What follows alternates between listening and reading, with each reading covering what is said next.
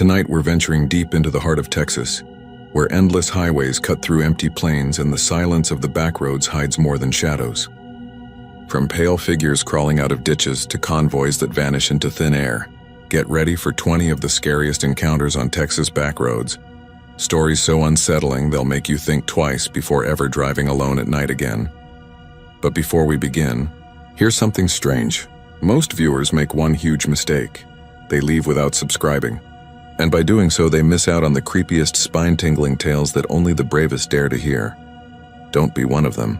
Hit that subscribe button now, because tonight's just the beginning and the terror waiting in the darkness is far from over. So, where are you watching from? And what time is it there? Let me know in the comments, because out here the road stretches forever. The night is only getting darker and the horror is waiting just around the bend. Now let's drive straight into the darkness. I was driving west on Highway 287 just outside Amarillo when it happened. The road stretched in a straight, lonely line through miles of flat country. The kind of landscape that makes you feel small no matter how many times you've seen it. There were no stars, no moon, just the blackness pressing down, broken only by the weak cone of my headlights. I had been on the road for hours coming back from a job in Oklahoma City, and I was eager to get to a cheap motel, maybe grab a beer from the vending machine and collapse into bed. My mind had slipped into that highway haze, the one where you half drive on instinct, half on the music humming low through the radio. Then I saw something in the beam of the headlights. At first I thought it was roadkill, maybe a deer or a coyote, but it was moving in a way that made my stomach twist. A pale shape, too pale, dragging itself out of the ditch and into the road. My reflexes kicked in before my brain could process. I swerved hard to the left, tires squealing against asphalt. My truck fishtailing for a second before I wrestled it straight. My heart pounded so loud I could barely hear the music anymore.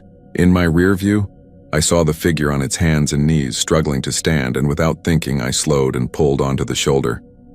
I told myself it was the right thing to do. Out here, people helped each other. I thought maybe it was a drunk who'd wrecked his car or some homeless guy who wandered too far from town. I grabbed the flashlight I kept in the glove box and stepped out. The night was thick and silent except for the ticking of my engine. The figure was still in the road on one knee, one hand planted like he was trying to push himself upright. "Hey," I called, my voice sounding small against the emptiness. "You all right?" The man lifted his head. His skin was pale, not just pale but washed out like candle wax. His clothes hung off him in tatters, though I couldn't tell if they had once been a uniform, overalls, or just something so old it had lost all shape. I took a few steps closer, the gravel crunching under my boots. That's when he looked at me fully and I froze. His grin stretched across his face in a way no face should. It wasn't the kind of grin you see when someone is happy or even crazy. It was wrong, splitting his cheeks wider than skin ought to allow, teeth small and crowded like a child's, but far too many of them. I felt the cold air press against my back as if the night itself wanted me to turn and run. Instead, I lifted the flashlight, the beam trembling as I tried to keep it steady. That's when I noticed the ditch behind him. Shapes were moving down there, pale and slow, like fish stirring at the bottom of a muddy pond. 1, 2, then 5, then more. Hands gripping the edge of the road, shoulders rising, faces pushing out of the weeds. The man in the road took a step toward me. His legs seemed wrong, as though he hadn't quite remembered how to use them. His head lolled on his neck as if it were too heavy. He kept that awful grin fixed on me the whole time. I backed up a step, then another, but I couldn't make myself turn my back on him. My truck was idling 20 feet away, the driver's door still open. If I ran for it, maybe I could make it. But some part of me knew that the second I turned, they would run too, and I didn't want to see how fast they could move. The other shapes were on the road now. A dozen at least, men and women with skin the same waxy white, eyes sunk too deep, mouths splitting open in those same grotesque grins. They fanned out slowly, not rushing me, just surrounding like they'd done this before, like they knew I had nowhere to go. "Can I help you?" I said, my voice breaking, and instantly hated myself for saying something so stupid. They didn't answer. They only watched, heads tilting in unison like birds trying to understand some strange sound. The first man stepped closer again, and I caught a smell that made bile rise in my throat. Not rot exactly, but something sour and old, like damp earth that had been sealed in a cellar for too long. His lips moved, though the smile never broke. At first I thought he was trying to speak, but no words came. Just a faint hiss of air like wind through a crack in a window. The others joined in, each mouth opening, the same hiss growing louder until it was a chorus, rising and falling in some rhythm I couldn't place. My flashlight flickered, and in that split second of darkness I thought I saw them closer. Much closer, though they hadn't moved a muscle when the light came back. That broke me. I turned and bolted for the truck. The sound behind me changed, the hiss becoming a rushing noise like a wave crashing on shore. My boots slipped on the gravel and I threw myself into the cab, slamming the door shut as hands slapped the metal. The truck rocked on its shocks as I jammed the gear into drive and floored the gas. Tires screamed, gravel spit, and then I was tearing down the highway. In the mirror, they stood in the headlights one last moment, rows of pale bodies all grinning that impossible grin, before the night swallowed them. I drove for miles without breathing, without daring to slow. When I finally reached the glow of Amarillo, I pulled into the first gas station I found and sat shaking behind the wheel, too scared to get out. The clerk inside gave me a look when I finally stumbled in, asked if I'd seen a ghost. I didn't answer. What could I have said? That was 3 years ago, and I haven't taken a back road at night since. I tell myself it was exhaustion, that maybe I nodded off for a second and dreamed it, that the shapes in the ditch were deer or shadows playing tricks. But sometimes when I close my eyes, I see that grin again, and I know deep down that one night when I'm driving some lonely stretch of highway, they'll crawl out of the ditch again, and next time I won't get away.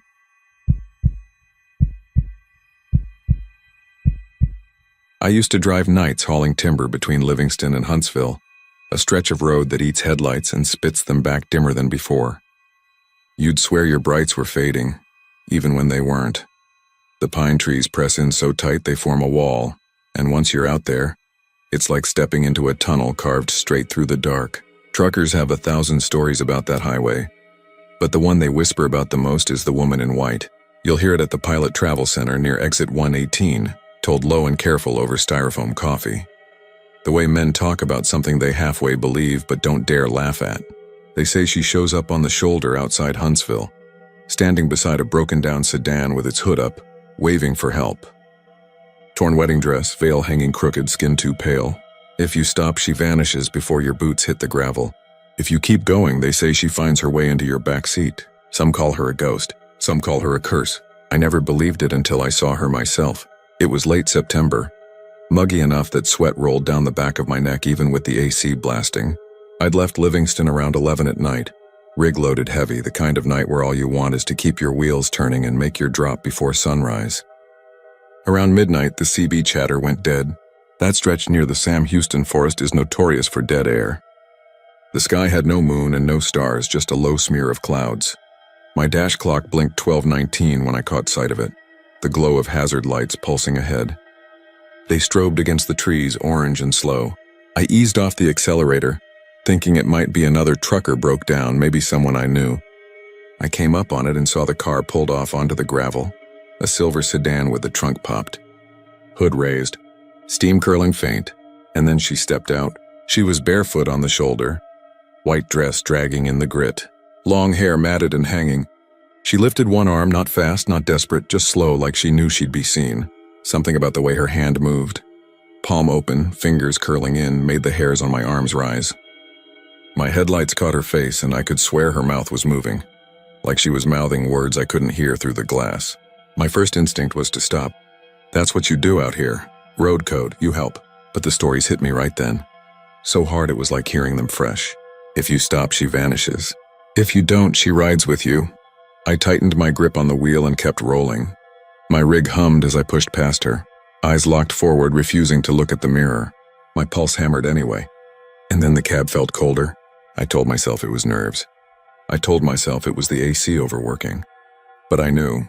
When I finally glanced into the rear view, I saw movement behind me. A shape, white against the shadow of my sleeper. She was sitting there, not crouched or hunched, but upright like she belonged. Veil draped over her shoulders, dress spread across the vinyl bench. Her face was turned just enough that I could see the line of her jaw, the hollow of her cheek.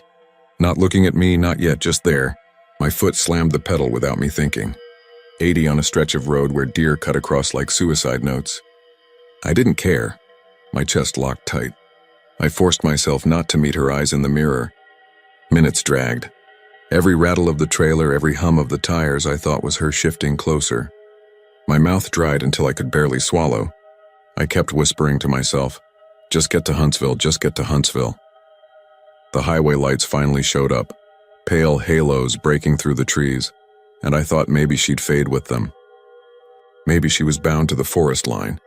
But when I reached the city limits sign, I risked a glance and she was still there. Only this time her head had turned. Her eyes caught mine in the mirror, blacker than the cab's shadow. No shine, no reflection, just emptiness. I jerked the wheel so hard the whole rig shuddered. I swung onto the shoulder, brakes screaming, tires smoking against the asphalt.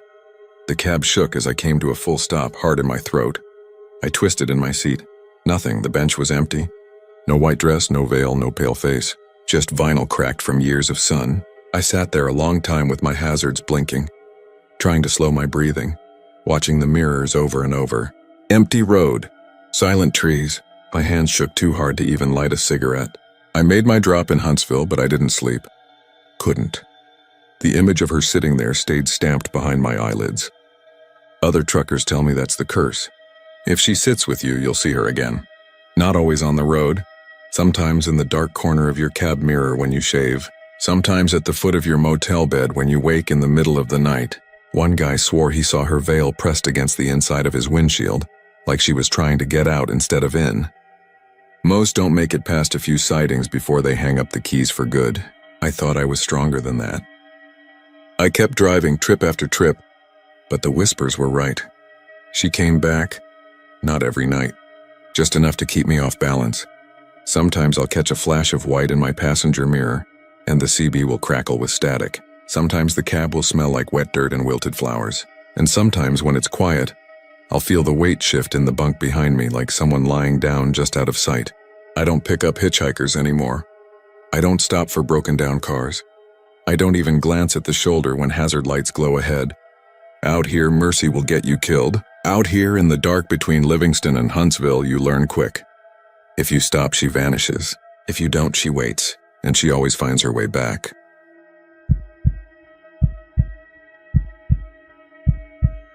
I was driving west on Highway 20 late one August evening, the kind of night when the air is still hot from the day, but the horizon seems to shimmer with something cooler you can never quite reach. The road out there is mostly straight and empty, the sort of blacktop that swallows up your headlights and makes you feel like you're drifting through space. I had been on the move for hours and was looking for any excuse to pull over when I saw a glow in the distance, pale yellow like old fluorescent lights. A gas station appeared, its big red numbers painted on a metal sign that read, Mile Marker 187. I had driven this stretch a dozen times before and had never noticed it, but I was too tired to care. The place looked like something from another era. Two old pumps stood beneath a flat overhang, their glass globes glowing faintly. The building itself was squat, wood-paneled, with a faded Coca-Cola sign nailed crooked over the door. And out front were two attendants, men in crisp white shirts and peaked caps like something out of 1955. They waved as I pulled up, smiling too wide, their faces oddly pale under the buzzing light. "Evening, sir," one of them said as I rolled down my window. His voice was warm, but it had a rehearsed quality like he'd said the same line for years. "Running low?" I glanced at my gauge and saw I still had half a tank. I told him I was fine, just looking to rest a minute, but he shook his head, grinning. "We offer free fill-ups here, no charge. Just part of the service." The other man, younger but with the same fixed smile, had already lifted the nozzle and was screwing open my gas cap. I should have stopped him, but something in the way they moved, smooth, precise, in sync, left me frozen. It felt rude to argue. They filled my tank quickly, polished my windshield until it shone, even checked the oil and tires. The older one leaned on my window again and said, "All taken care of. Drive safe now. Town's not too far up the road." I thanked them and pulled away, uneasy. In the rearview mirror, they were still standing there, watching me, their white shirts glowing in the night. I told myself it was nothing, just a quirky little throwback station, the kind of roadside oddity Texas is full of. But about 5 miles down the road, my headlights flickered, then the engine sputtered. I eased to the shoulder, cursing, thinking maybe they'd put bad fuel in the tank. The desert stretched silent on both sides, no sign of houses or farms, just flat scrub and the occasional mesquite tree. I sat there a long time, trying to get the engine to catch, but it was dead. Finally, I saw headlights behind me. A beat-up Ford pickup slowed and a man leaned out. He was older, his face lined deep, and he looked at me like I was already lost. "Car trouble?" he asked. I nodded. He sighed, spat into the dust, and said, "Let me guess. Mile marker 1-87, I froze." I asked him how he knew. He rubbed his jaw and shook his head. "Because that station ain't supposed to be there. Folks around here know better, but travelers still pull in when they see it. Always the same story. Free gas, friendly fellas in white shirts, and then the road swallows you up." I told him that was impossible. I had just been there. The pumps, the building, everything. He just stared at me for a long time, his eyes pale in the dark. "That station burned down in 1961, the attendants too. Heard tell they still wave folks in though. Heard tell the ones who take the gas don't always make it to the next town." My stomach dropped. I wanted to argue, to insist that what I saw was real, but then he shined his flashlight into my tank. It was bone dry, not a drop of fuel inside, though I'd watched the gauge climb when they filled it. He said nothing more, just offered me a ride. I didn't want to leave my car, but when I looked back at the highway behind us, there was a faint glow in the distance, a yellow shimmer right where the station had been. I thought I saw two pale figures standing at the edge of the road, waiting. I climbed into his truck without another word. We drove in silence, the glow behind us fading until it was gone. I got to the next town, and when I tried to explain to the mechanic what had happened, he shook his head and muttered something about the station that feeds on the lost. They all knew. Everyone in that part of Texas knew. The next morning we went back with a tow truck, but there was nothing at mile marker 187. No pumps, no building, no sign of my car. Just dust road and the endless horizon. I swore I'd never drive that stretch again. But sometimes at night when I'm out on lonely roads, I'll see a pale glow ahead, and two white-shirted men standing at attention, waiting for me to stop.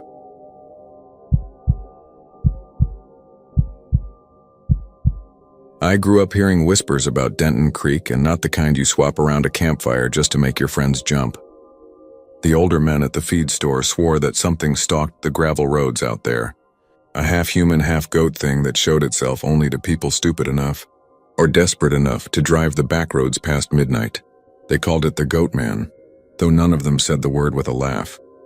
Some hunters claimed they'd tracked its hoofprints until the trail turned into bare human feet, and more than one truck came back from those roads with long scratches gouged into the hood, like something had leaned down and dragged claws through the dust. Most folks passed the stories off as small-town superstition, but not me.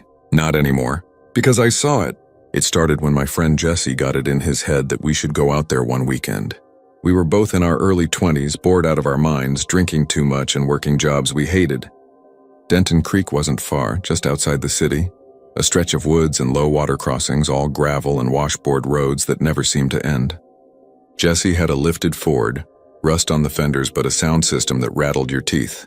He said if the Goat Man was real, we'd either see it or scare it off with Metallica blaring through the trees. I should have said no. I knew the stories. People didn't come back from those roads the same way they went in. Still, I climbed into the passenger seat with a six-pack and a grin that felt forced. By the time we hit the dirt, the night had dropped heavy and black around us.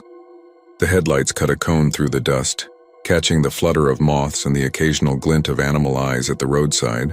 The farther we drove, the quieter it got, until the music felt wrong, like it didn't belong out there. Jesse turned it down, and all we could hear was the tires crunching gravel and the creek frogs calling. We stopped at a low crossing, where the water sheeted over the rocks and shimmered like dull glass. Jesse killed the engine. The silence that followed pressed against my eardrums. The air smelled of wet earth and something sour like fur gone rank. I told myself it was a dead raccoon somewhere in the brush. Jesse pulled a flashlight from the glove box and said we should check under the bridge. The beam cut across graffiti sprayed on the concrete pilings. Names, dates, crude drawings, the usual junk. But one marking stood out. It wasn't painted. It was scratched deep, gouged as if by stone or metal. 3 jagged letters, rough but clear enough to read, GMC.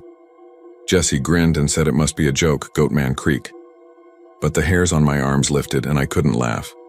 It looked too deliberate, too angry. We walked a little farther along the creek, crunching on damp gravel.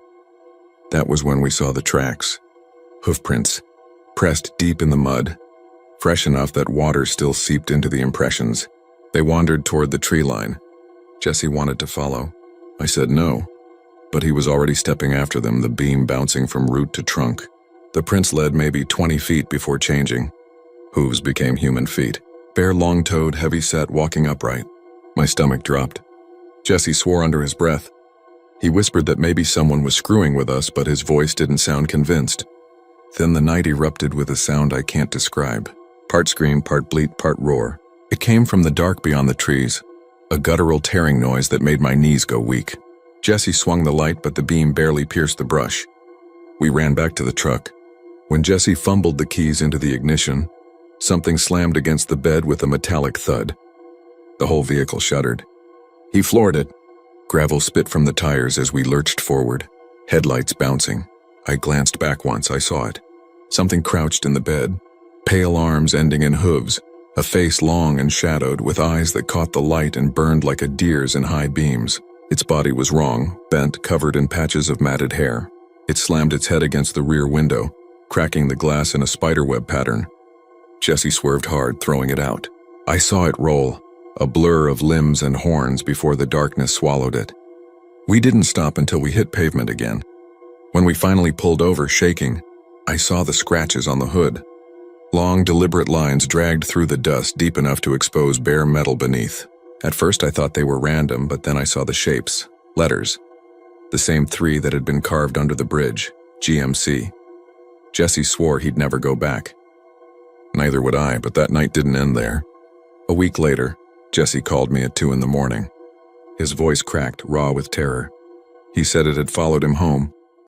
He'd found hoofprints in his driveway, scratches on the hood of his truck, something knocking against his window after midnight. I told him to get out, to call someone, anyone. The line went dead. The next day, he didn't show up for work. His house was empty. The police said he must have taken off, maybe skipped town. But I saw his truck in the impound yard a month later, hood rusting, glass still cracked from that night. I couldn't bring myself to look closer. Sometimes driving late on empty roads, I catch my reflection in the rearview mirror and swear there's another set of eyes watching from the back seat. Once, after a rain, I found tracks outside my own apartment.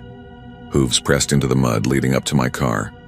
They ended at the driver's side door where 3 fresh letters were scratched deep into the paint. GMC. I don't sleep much anymore. And I don't drive back roads. Not in Denton. Not anywhere. Because I know the goat man isn't tied to the creek. It followed Jesse. And when Jesse disappeared, it needed someone new. I think it chose me.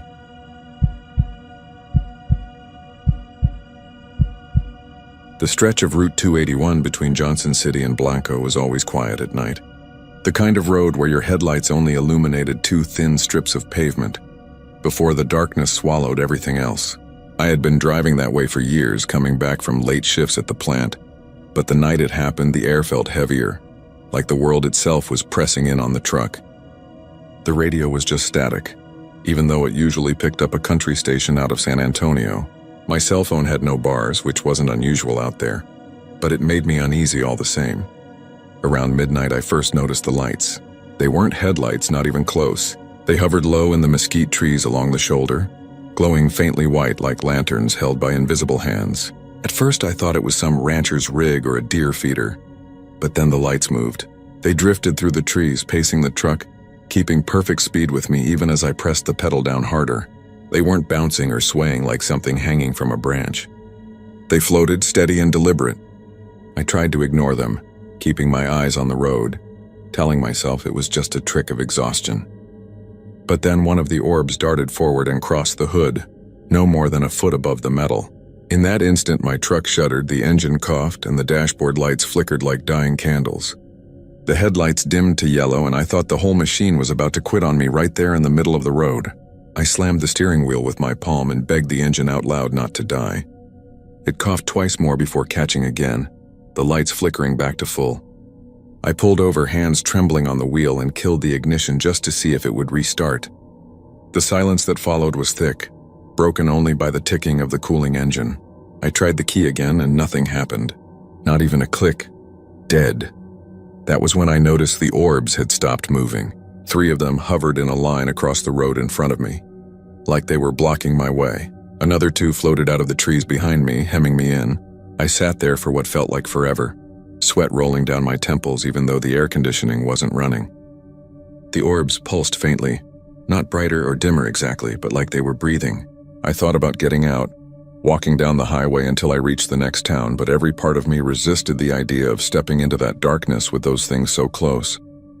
Suddenly, my radio came to life, though I had turned it off. It wasn't music, just a low, garbled hum like 1,000 voices whispering underwater. I ripped the knob to off again, but the sound didn't stop. It only grew louder, buzzing through the speakers until my ears rang. Then, just as sudden, silence again. When I looked up, the orbs were closer, much closer. One of them hovered less than 2 feet from my windshield, and though it had no eyes, I swear I felt it studying me. I don't know how long I sat frozen, watching that pale light throb against the glass, but eventually I did what every instinct screamed against. I turned the key again. This time, without any explanation, the engine roared back to life like nothing had ever been wrong. The lights on the dash were bright and steady, the headlights strong. I didn't wait to question it. I dropped the truck into drive and floored it. The orbs moved with me, keeping pace on either side. They didn't fall back until I hit 80, and even then I could see them in the mirror, hovering above the mesquite like sentries. When I reached the gas station outside Blanco, I pulled in, shaking so bad I could barely hold the wheel. The kid at the register looked up when I stumbled inside and asked if I was okay. I tried to explain, but the words wouldn't come out right. He just gave me a strange look and said, "You're not the first one to come in here talking about lights on the highway. Some of them folks never got their engines started again. I never drove that road at night after that. I'll take the long way around, burn twice the gas if I have to, because whatever those lights are, they're not natural, and I don't think they want anyone making it past them. And sometimes when I'm sitting out on my porch late, I swear I see a faint glow drifting over the tree line, like they've been following me ever since."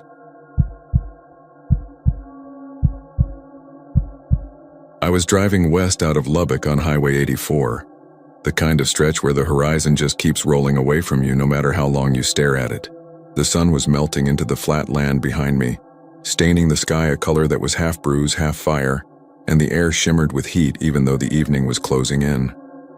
Out there, you learn fast that the road isn't just a road. It's a place where time stretches thin, and if you stare too long into the emptiness, it'll start to stare back. I'd been on the road too long, worn out with static buzzing through the radio when I saw him. He was just a boy at first glance, 16 maybe. Lean and dusty in jeans that looked 2 sizes too big, with a denim shirt buttoned wrong and a straw hat pulled low. He was standing off the shoulder, thumb out, a silhouette against the last bleed of daylight. You don't see hitchhikers much anymore, not out here, not with how mean the world's gotten. But there was something about him, something that made me slow the truck before I'd even thought about it. His stillness, maybe, or the way he didn't look up when the headlights washed him in yellow. I pulled over, gravel crunching under my tires. He walked up to the passenger door without hurry, boots scuffing the dust, and slid inside without a word. The smell of earth came with him, dry and sharp like rain after a long drought. He sat stiff, his hands folded in his lap, head bowed so low under the brim of his hat I couldn't see his face. I cleared my throat, asked where he was headed. His voice was quiet, hollow. South. Just that, like it was the only word he knew. I figured maybe he wasn't right in the head, maybe just some farm kid who'd had enough of home, so I didn't press him. We rolled back onto the blacktop, the truck humming steady under us, and for a while it was just the sound of tires chewing the road and the occasional gust of wind against the cab. The radio cut in then. I hadn't touched it, and last I remembered it was nothing but static. But now voices poured through, faint and layered, like a choir whispering through tin. It wasn't a song, not even close. It was words clear enough once I leaned in. Turn back, turn back, turn back. Over and over, 100 mouths whispering the same warning. I snapped the dial, tried to shut it off, but the voices stayed. My skin crawled cold even though sweat was trickling down my neck. I glanced at the boy. He hadn't moved, hadn't even shifted when the voices started. Just sat there, brim shadowing his face, head angled toward the floor. I told myself it was some freak signal, the way air bounces out here across the plains. But the voices started changing. They weren't just whispering warnings anymore. They were begging, pleading. A woman's voice sobbing, "Please don't go farther." A man's voice groaning like he was choking. Then a dozen others overlapping until it was a wall of panic filling the cab. I gripped the wheel so tight my knuckles ached. I tried again to shut the damn thing off, but the knob wouldn't budge like it was fused to the console. And underneath all that noise, I heard something else, my name, clear as day, threaded through the static, spoken in a voice I hadn't heard since I buried my brother 10 years ago. It said my name, and then it begged me to turn around. The truck swerved before I realized I was drifting across the center line. I cursed and jerked it back, heart pounding in my throat. That's when the boy moved, just his head tilting up slow like he'd been waiting. The brim of his hat shifted, and for the first time I saw what was under it. He didn't have eyes, just sockets black and wet seeping like oil down his cheeks. The skin around them was raw, like something had been scooped out not long ago, but he was smiling, faint and crooked, like he was in on a joke I hadn't caught yet. I couldn't breathe. My throat locked up as he turned that eyeless face toward me. The voices on the radio were screaming now. A dozen, maybe 100 at once, all shrill and panicked, but it sounded far away. The only thing close was him, that smile and those black sockets fixed on me. He spoke again, soft enough I felt it more than heard it. "Don't stop driving." My stomach turned cold. I asked him what he wanted, voice shaking so bad I barely recognized it. He didn't answer right away. He just leaned back in the seat, hands still folded neat, brim of his hat sliding forward again like nothing had happened. Then, as if the words were meant for no one but me, he said, "They can't go where I go, but you can."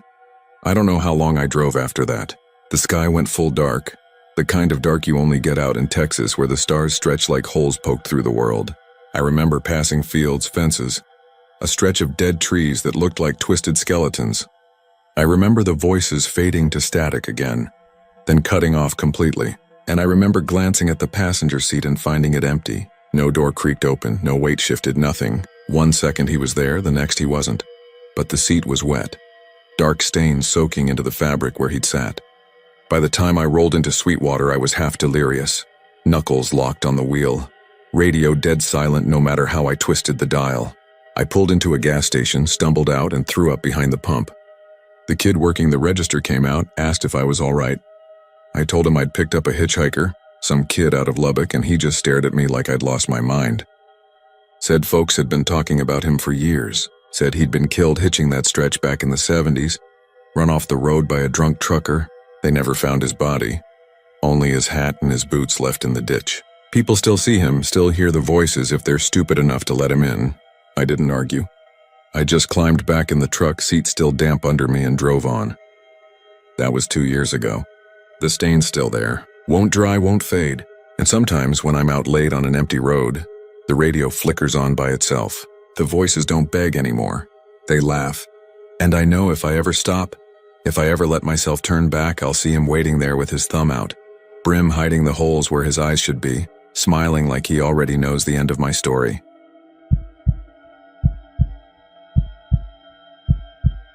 I grew up hearing about the tree outside Navasota, the one that stands crooked on the edge of a fading cattle trail, bark twisted into knots like clenched fists, branches clawing at the sky. Folks in town always called it the Shrieking Tree, though no one could agree on when the name started. Some said it was cursed by a woman hanged there in the late 1800s accused of witchcraft. Others whispered about cattle drovers who vanished near its shadow. Their bodies later found beneath the roots with ribs splintered open like a butcher had been at them. The story that stuck with me most came from my grandfather, who swore he'd seen it bleed when he tried to cut a branch for firewood. He said the blade went in smooth, but when he pulled it back, the groove welled up with something dark and red, thicker than sap, and it kept seeping even after he threw the branch down. He never touched an axe again after that. I thought it was just another small-town scare story meant to keep kids from wandering too far, but then I saw the tree for myself.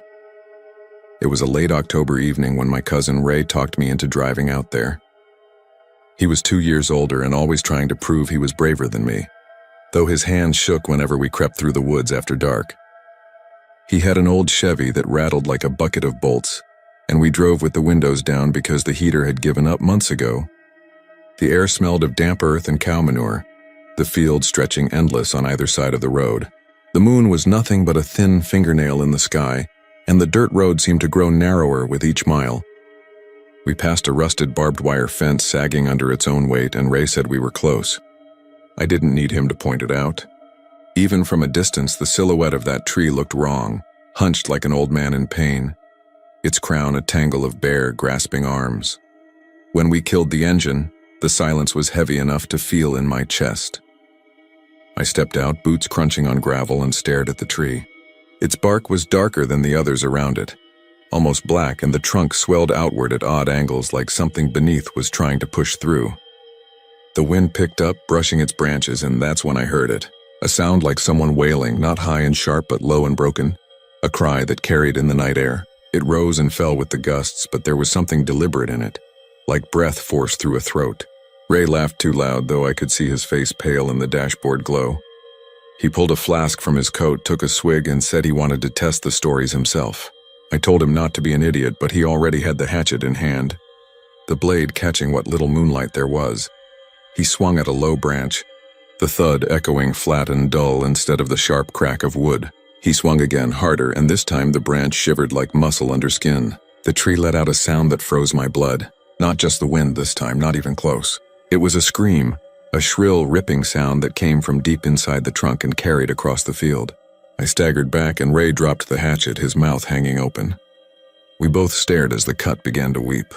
At first it looked like sap, but thicker, darker, and the smell that rose was unmistakable. Copper and rot, the stink of old blood. It dripped slow at first, then faster, a steady trickle down the bark, soaking into the roots below. Ray swore, stumbled back toward the truck, but his boot caught on a stone and he went down hard. Before I could help him up, the branches above shook violently, though the air had gone still. They rattled and twisted, and I swear I saw faces in them, pale outlines of mouths stretched open in silent cries, eyes bulging from knotholes. The screaming grew louder. Not just one voice now, but dozens, hundreds overlapping, rising from the wood itself. My ears rang and I felt sick, like my insides were twisting. Ray scrambled to his feet and bolted for the cab.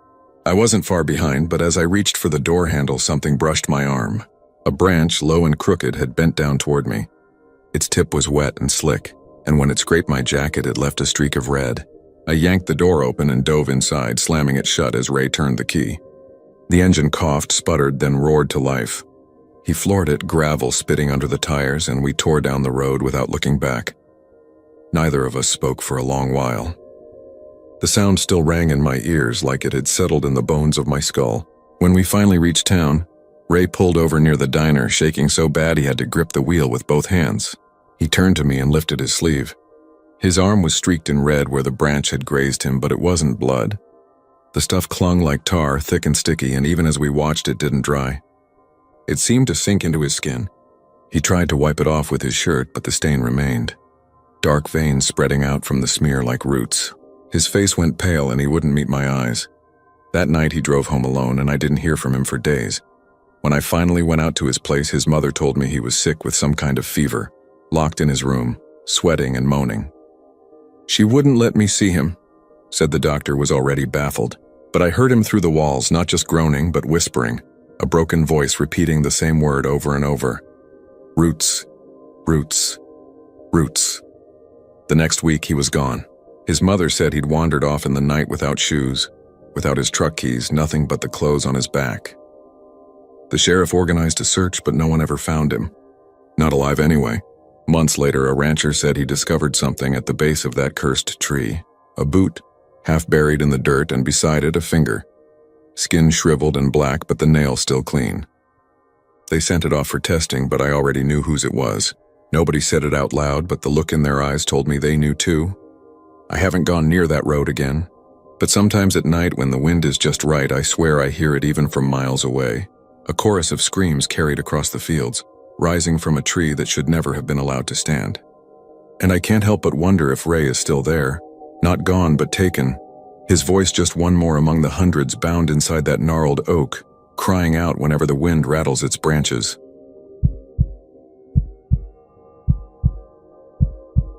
I was hauling a load of cabinets from a shuttered motel in Odessa to a builder in Del Rio.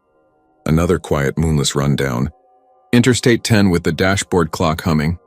Its green numbers and the air vents breathing that tired dust smell you only get when your truck has spent years swallowing west. Texas, I had coffee in a steel mug, a box of peanut brittle open on the passenger seat, and an old road atlas with corners curled like dead leaves. On the radio, a preacher with a voice like creosote was telling me about the narrow gate and the wide one, about how most folks take the easy road because the signs look friendly. Out past Fort Stockton, the sky was a clean black dome and the land lay pale and empty. A great chalkboard wiped of everything except the white line slicing through it. That stretch always made me feel like a nail being drawn to a magnet. Something pulls you there. Maybe it is the promise that if you keep going long enough, you can come out on the other side of your old mistakes. Maybe it is just the loneliness, and how good it feels to think no one knows where you are. I have known that road since high school days when we would drive out to the wind farms and park under the giant blades and listen to the woof of air. I knew the green sign that says Fort Stockton, and the turnoffs toward Iran and Sheffield and the little markers for rest areas nobody ever uses. I knew the border patrol checkpoint that smells like hot dogs and rubber mats, the way the agents always ask where you are headed, even when there is nowhere else to go, but west or east. I knew the billboards for pecans and fireworks and the church that advertises a free car wash on Saturdays. The point is, I knew enough to say with confidence that when the convoy came, I should have seen it coming a mile off. Nothing sneaks up on you out there. You have a horizon so far that a truck looks like a chrome toothpick for a full minute before it grows bones. It did not come from ahead. I did not overtake it. 1 minute the mirror showed nothing but my red tail lights smeared in the glass and a tiny bug of a car way back, and the next it was full of black. The first semi slid past on my left with the restrained violence of a killer whale surfacing beside a dinghy. I saw the long seam of it, matte black like it had been painted with coal. No running lights, no logos, no dot numbers on the door. The windshield looked like a mirror turned to the night. It breathed a groundwork-shaking diesel hunger, and the trailer hummed a low note that set something inside my jaw vibrating. The second came right behind, then a third. The road turned into a river of sheer mass, shadows with edges. Their tires whispered like snakes on the asphalt, and their combined exhaust folded the air over my hood, so that I had to correct, to keep from drifting onto the rumble strip. I flashed my brights reflexively to tell them I was there, and they did not answer. No brake tap, no hand wave. Just steel, intention, and the knowledge that whatever they carried was neither cattle nor produce nor anything you could list on a bill of lading.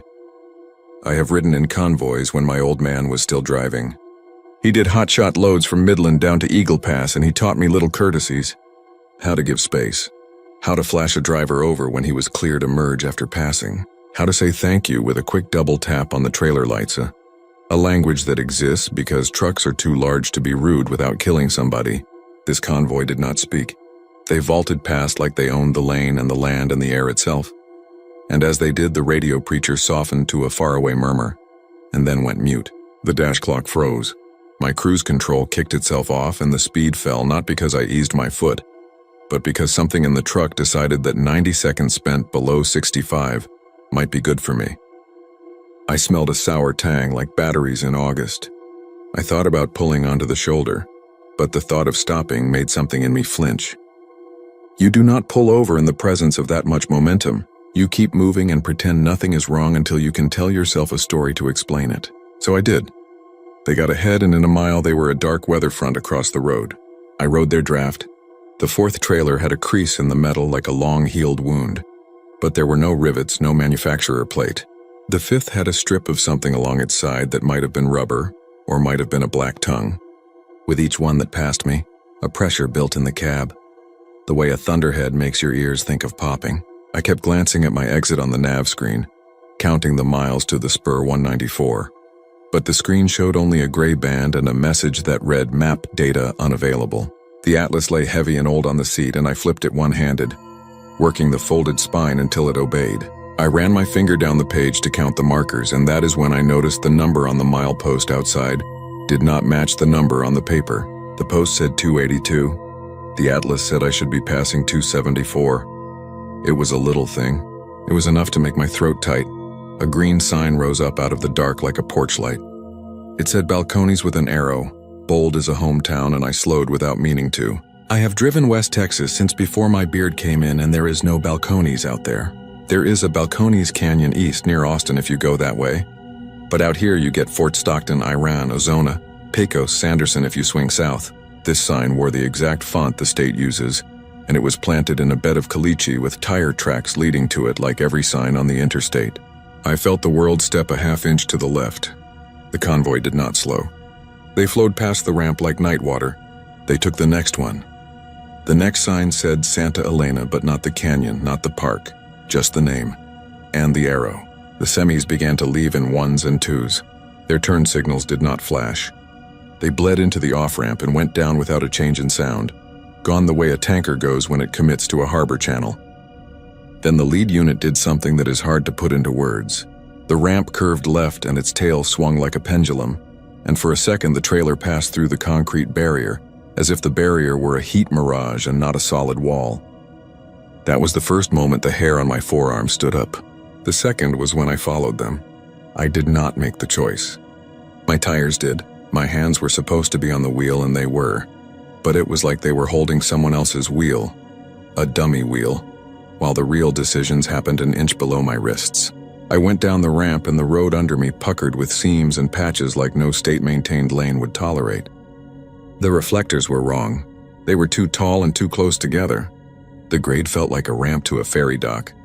The convoy drifted through a flat of scrub and the shapes of houses huddled out there with light in nothing but one window each. I could smell diesel and prickly pear and something that had not seen sun in years.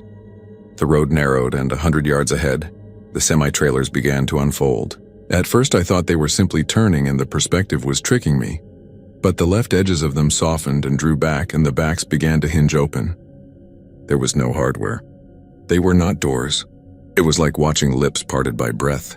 Beyond them, the dark grew thick as felt. I could have turned around. A man can always tell himself that. He can say later that he could have pulled a U-turn and climbed back to the interstate and called someone and said, "A strange thing is happening out past Fort Stockton," and someone would have laughed and maybe told him a story about how their uncle once got into a parade of funeral limousines and ended up in a cemetery by accident. I could have done that. I followed. The lanes crossed a cattle guard that had no rails to it. Then two oaks grew close enough to scrape my side mirrors as I squeezed between them. Then the asphalt sloughed off and the road ran right into dirt. That is when the signs showed up. They were the same green with the same font and the same reflective paint, and the names were close to names I knew, like someone had been given a map and told to copy it in a hurry. Picosa, Marathon, Balmerena. The distances were wrong. Tiny numbers like 5 and 7 in a land where everything is far, and the arrows gnashed directions. At a four-way with no stop signs, the convoy cut straight on and I went with them, and the smell changed to something like damp paper, and I heard a squeal that I decided was a pig, though there were no pens. You have to understand that in the moment, nothing declared itself as impossible. When you are alone in the cab going 80, there is no jury. The world offers something and you take it or you do not. I took it because I wanted to believe that there was a way through my own old messes, and that maybe these trucks knew it better than I did. Last spring I had been the last car to pass a rollover before the troopers got there in time to hang tarps. A sedan near Fort Davis had pinballed between boulders, and the woman inside had been alive when I looked down. But I had told myself the rule about not moving a crash victim, and I had kept driving until cell service came back, and by then, 10 minutes had hardened into a story about how she was already gone. They said later someone behind me found her still breathing and sat with her until a helicopter thumped down. And sometimes that is worse than blood, because a thing you could have done becomes a thing you chose not to do. In that light, the convoy felt like a test sent to a man to see if he was capable of following after anything at all. We came into something that wanted to be a town. A line of old storefronts faced the road with their shoulders hunched to keep the wind from lifting their roofs. There was a feed store with an old metal sign for Purina, with the checkerboard flaked to rust. A beauty shop with a hand-painted window that said Bernice's. A diner with a neon beer mug that did not light. Dogs watched from porches and did not bark. A boy stood beside a candy machine and stared at our passing. The semis drifted down the middle of the street, and their presence pressed that old town flat, like a thumb through bread. The faces that appeared in the windows were too slow and too careful, not the jerky curiosity of people who hear engines, but the choreographed movements of actors who have been told to wait for their cue. A sign said "Welcome to Glory." The word was wrong. The feel of it on the tongue was wrong. A church word put in a place where all the holiness had been traded for water and oil. Past the storefronts, a service station lifted its roof like a hat, and 3 men stood under it wearing shirts the color of eggshells and caps without logos. They had clean hands, No station on this earth keeps hands that clean when the pumps are as old as these pumps were. The black trucks flowed through without stopping. The men watched the taillights that were not there, and then they watched me, and one of them raised his palm at chest height as if to ask a question. I eased my window down and slowed, and he stepped out of the light, not into shadow, but into a lack of choice. And the smell that came from him was gone milk. He told me in a voice that wavered like heat above a pan that I had taken the right turn, that there were folks up ahead who had been waiting on a delivery. And I said the thing you say, which is that I was just following. He nodded like he had known that before I spoke, and his eyes strayed to my hands on the wheel like he was counting something about them. He asked if I had passed a woman on the interstate near Fort Davis, and my heart kicked. I said there had been someone last spring, but that there was nothing I could do then. He smiled in a way that was not comfort. It was the way a person might smile if he had carved a door in a fence and hidden behind it to see whether you would find your way through. He wished me good luck, and the convoy pulled me on. We crossed a railroad with no rails and a creek that reflected no stars, and then the road rose and narrowed again, and then it bent into an industrial yard. There were tanks like the bellies of grain elevators with no ladders. There were stacks of pallets that would have rotted in the rain, but there was no smell of rot. The trucks settled into positions like cattle, each nudging the one ahead to square the line. Engines idling so deep that the bones around my ears felt tuned to them. Their trailers had creaked open back on the highway, and here they finally separated entirely, peeling away from their frames and standing like empty jackets hung from invisible nails. Inside each was that same thick dark, and in it a movement that was not wind. It was a shuffling, a patience, the hint of stairs descending under your house. The lead cab eased forward, and the space inside the open trailer yawned. I saw shapes waiting for me. They were not bodies. They were tracks, not the rail kind. Footpaths. In each empty trailer was a road like the one I was on, running down and away into a tunnel of night. The roads shifted as if they were alive, bending to meet a traveler who had not yet stepped onto them. The drivers were not visible. Maybe there were no drivers. Maybe they had never needed any. I parked not because I chose to, but because the truck turned and slipped into a straight line and put itself in park. The key hummed under my fingers. I could smell warm plastic and a draft of old pond water. The yard had no fence. It had no building. It had only those standing open mouths and the black trucks keeping watch like farm dogs by their holes. I opened my door and stepped down, and the ground felt soft and slick as if 100 tires had ground it into butter through the years. I was not the only one there. A man in a work shirt stood staring into one of the trailers with his hands at his sides like he had forgotten he had any use for them. And a girl in a denim jacket sat on the hood of a sedan with tears drying in clean tracks down the dust on her face. Her headlights were on and pointed into a different trailer, and the beam did not go far. It got eaten. A boy in a cap turned his head toward me, and his mouth moved as if to say something about wrong turns. Then he looked back into the dark, and his lips stopped moving because something inside spoke his name. Across the yard, the service station men had come along without making a sound. They stood near the at-rest trucks like deacons, and one of them had a clipboard that had no paper on it. He told people different things in that soft voice. He told the girl that the road she wanted was in there, and that it would take her back to the exact night she meant to retrace, and that the bruise on her brother's temple would not happen if she said yes to a small thing. He told the man that the job he was late for was still open, that the foreman had not fired him, that there was a version of the morning in which he had not opened his phone and spoiled everything by seeing a text that pulled him the wrong way. He told me that the woman near Fort Davis was waiting at a turnout I knew, the one with the fence made from old railroad ties, and that no one was with her yet, and that I could sit by her and put my hand on her shoulder and keep her from feeling like she was dying alone while the chopper landed, and that even if she died, the thing would be different in a way that mattered more than a coroner's time of death. He said the path laid for me was the third one over, and that I had to bring nothing with me but what my hands could carry. I would like to tell you that I recognized a con and walked away. I would like to say I had the clear-headedness to ask a single question the way a normal person would, like where is the power source for all this, or how do those trucks run without plates, or why is your yard full of tunnels to other rights and wrongs? I did not ask because the promise was too carefully shaped. They had found the exact regret that stuck in my throat every night and set it on the table like a sandwich. If there is a demon in the world, he will not come with horns. He will come with an offer that feels like the line you forgot to say in the one conversation that could have changed your life. I stepped toward the trailer. The edge of it felt cool and oiled, like the rim of a pump during spring maintenance. The black inside did not reflect my face. I lifted my foot and the ground tilted. Behind me, the trucks exhaled together, and the sound carried a wordless encouragement like the noise a crowd at a small-town rodeo makes when the gate opens and the bull explodes. I set my boot onto the road that was not a road.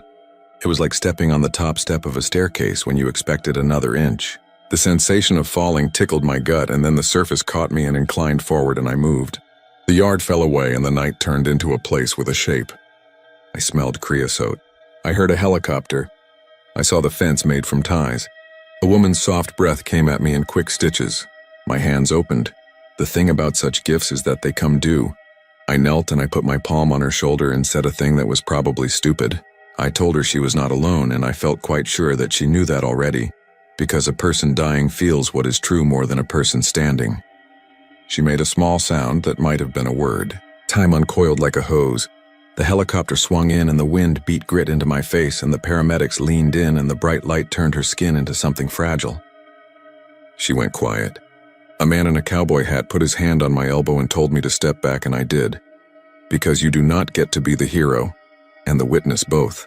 Then the road began to tilt again, the edges of everything softening as if my lenses had fogged, and the night folded onto itself. I took 2 steps backward and hit the lip of the trailer and fell into the yard. The service station man with the 2 clean hands was waiting like he had been watching a television with bad reception. He asked me in that mild tone if it had been worth it. My mouth opened, and for a long second sound would not arrive because the thing I felt was not what I had expected to feel. Relief did not come. Pride did not come. What came was hunger. It had been so easy to be handed a moment and to set my hand to it and to change the story of it. And my body craved another moment the way a gambler craves one more hand after getting back to even. I said I wanted to go again. He said of course and gestured to a different trailer where a different road shifted like a snake waking. He said the next one might be a smaller thing if that suited me. Like the day I forgot my mother's birthday. Or a larger thing if I was ready. Like the morning I got the call about my old man's wreck and chose to let it go to voicemail. Because I was hauling and told myself I had to keep my eyes on the road. He had a whole menu of them and each dish had my name on it. I do not know how long I stayed in that yard. The clock on my dash was a dead thing. The sky never changed color. The trucks breathed in that steady diesel hymn, and the roads within the trailers ran and ran. The people there thinned to different faces. Some went into a path and came out crumpled and happy. Some went in and came out with a silence in their eyes like the silence in a house after a fight. Some did not come out and no one spoke of them. The ones who did not come out did not go far. The convoy grows on the nights a person believes too many times that he can tune his life. A cab will be missing from the row at the end of the yard, and a new black shape will take its place in the line. The engine will start with a sound that used to be a heartbeat, and the trailer will open when called, and the night will recalculate around a driver who no longer needs maps. I saw the girl in the denim jacket go into a path and stay long enough that when she came back she was older. Her hair had silver in it, and she smiled with her teeth and got in her car and drove away into a sign that said home, and the arrow pointed nowhere and everywhere, and she went anyway. When it was my turn to leave, if such a thing is measured, the service station man touched the door handle of my truck and nodded. That was the only blessing I got. I climbed in and the key turned like it had been waiting. The convoy tightened its line and drifted back toward the feeder road, their trailers closing with a skin-on-skin sound. We rolled through the storefronts with their 2-watt lights and the boy by the candy machine who might have been the same boy or his father or me. At the edge of town, the sign said, "Thank you for visiting Glory," and then another said, "Now leaving Picosa." And then there were no signs at all for a minute. And then there was a ramp, and the trucks took it without indicating, and we were back on the big road where the wind runs clean and the fences look honest. The radio preacher found his voice again without a hiccup and told me about gates and the few who find them. The dash clock blinked and then settled on a time that would have made no sense if I had dared to compare it to my fuel receipt. The convoy retraced themselves, pulling ahead, and one by one they blurred into the night. I let my speed climb back to where the engine sounded content. The road markers went 274, 275, 276 like they should have in the first place. I passed the green sign for Fort Stockton, and then the next, and then the next. The world had put its furniture back where it belonged. I gripped the wheel and told myself I had done a decent thing. I told myself I had changed the size of a single pane. I told myself my hunger was just adrenaline and would fade by the time Del Rio woke up and I rolled into the builder's lot. That held until I saw another set of taillights 2 miles ahead that were not the right color. I watched them and felt my eyes widen, not in fear but in something very close to hope. They were too red and too still. No license plate, no little badge under the right taillight to say who made the trailer. The highway pitched the little whoosh of wind that comes before a storm, and the smell of batteries came back to sit on my tongue. The escort in my chest, that steady diesel, found my heart and synced with it one heavy beat then another. I leaned forward and the road ran up to meet me and I understood that I had not left the yard. I had brought it with me. Fort Stockton sits like a stubborn thought in a mind that wants to clear. It will be there when you need fuel and a motel with a soft bed, and when your truck smells like dust and your back smells like old leather. The people at the deli will call you honey. The sun will rise over the pump jacks and paint them the color of pennies. All that is still true. So is this. Out there at night, a convoy runs that belongs to no company. It finds you when you're alone and when your maps are softly lying, and when your engine makes that little second sound that reminds you of your father's breath after a long day. It will pass you with patience and force, and if you follow, you will find a town that wrote its own name and a service station with clean hands and a yard where trailers open into roads that taste like the exact right rewrite of your story. You can take those roads maybe once, maybe more, and you will feel something fix and you will tell yourself you are a better man because you have learned how to set right the small crimes of living. I deliver cabinets. I know how to measure a corner. I know how to shave a half-inch from a stubborn edge. I know the satisfaction of a door that swings clean. People like me are easy to catch because we believe in the adjustment more than we believe in the wound. If you see me on the highway, you might think I am another driver with coffee steam coiling up and a hoodie thrown over the seat, and a dog hair or two on the floor mats. If you look twice, you might notice the paint on my tailgate does not reflect. You might notice my plates are unreadable. You might notice the way my engine hum gets inside your ribs. If I pass you and the road ahead feels a little different, if the next sign carries a name that seems familiar until you say it out loud and hear how wrong it is, do what is hardest. Do not follow. The last thing I will say, and I say it plain, is that I do not know whether the woman by the fence lived. I sat with her for the length of a spring wind. I put my hand on her shoulder because I could. I tried not to lie to her. I learned there is a charity in being there that does not count in any ledger a man keeps. And I learned there is a greed in wanting to be the one who changes what cannot be changed.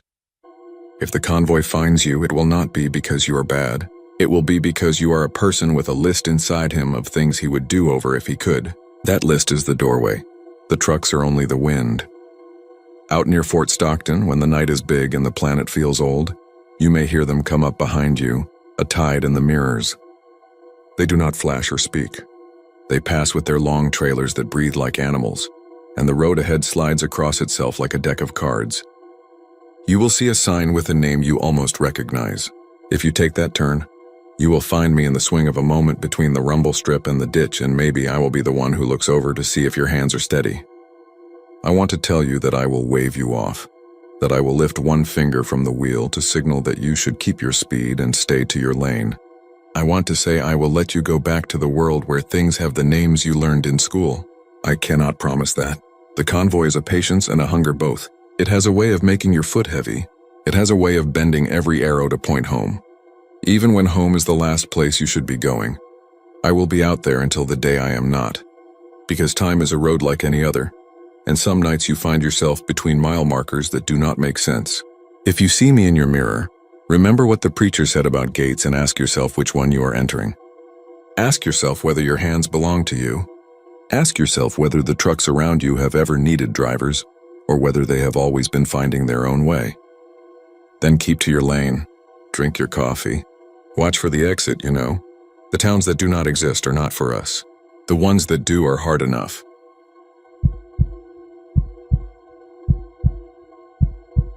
The bend in the highway outside Galveston has a name spoken like a curse, Dead Man's Curve. On maps, it's just another sharp turn where the asphalt clings too close to the marshes. But every tow truck driver in Galveston County knows it by something darker. Too many wrecks pile up there. Too many cars flipped over, their headlights glaring into the reeds. Too many teenagers bleeding on the guardrail.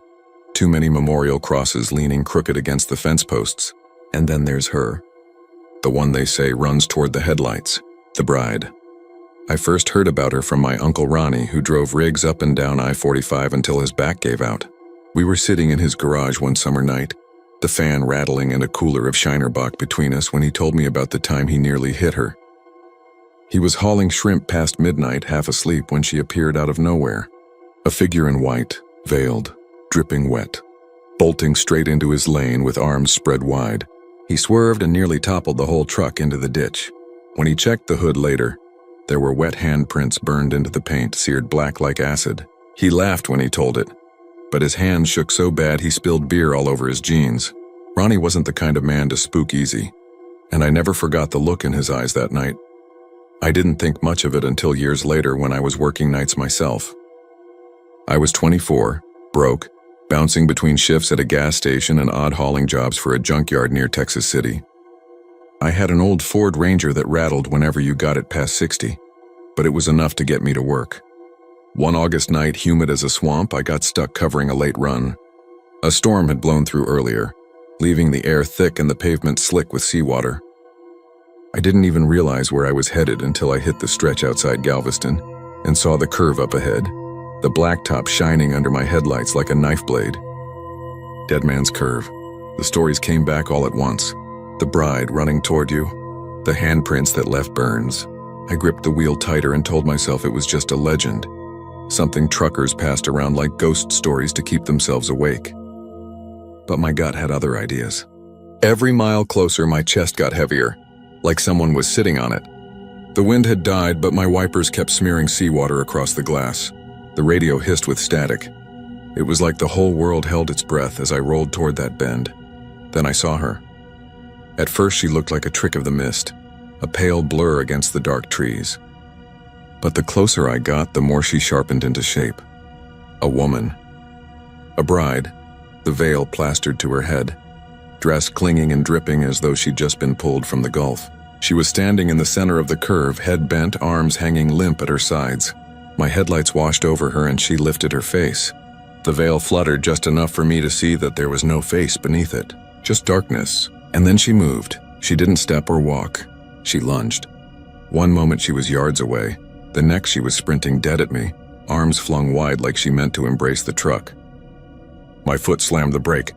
The Ranger skidded sideways, tires shrieking against the wet asphalt. I swore I hit her.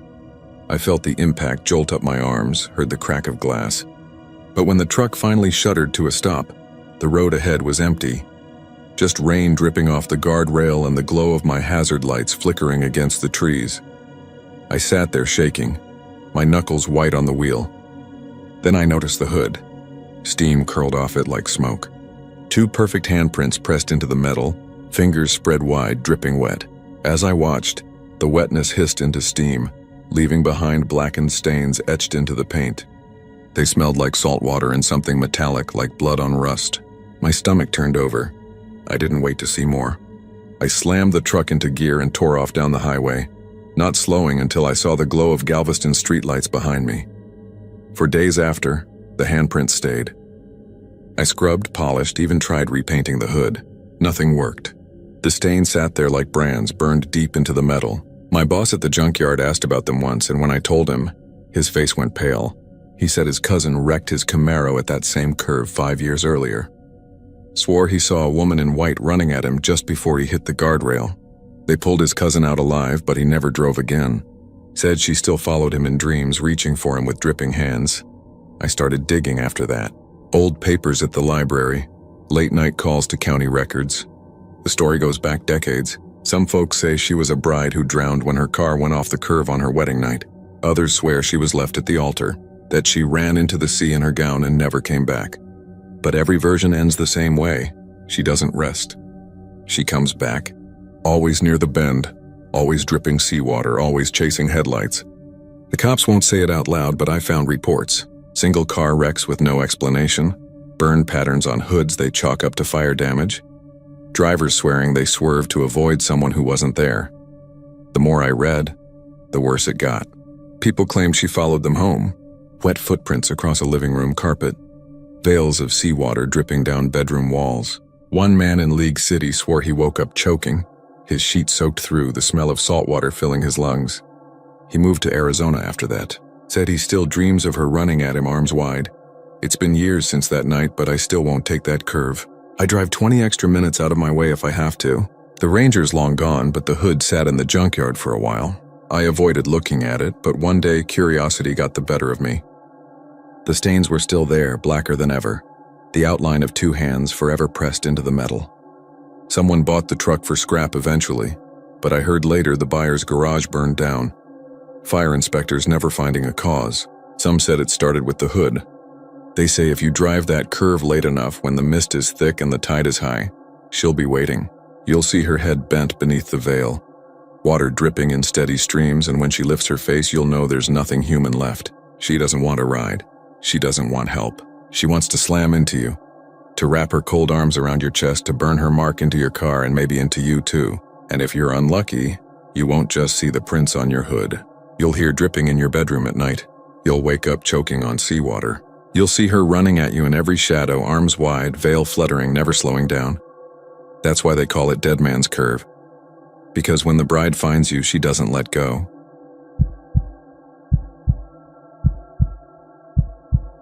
The road between Tyler and the smaller farming towns that stitched together the pine woods of East Texas had always felt strange to me. I used to drive it at night when I worked long shifts out at a processing plant near Palestine. The two-lane highways cut through cattle pastures and rows of trees that grew close to the road. The kind of dark wall that seemed to press in on your headlights, and the soil out there was a color you never forgot. Rusty red clay, the kind that stained your boots no matter how often you scraped them.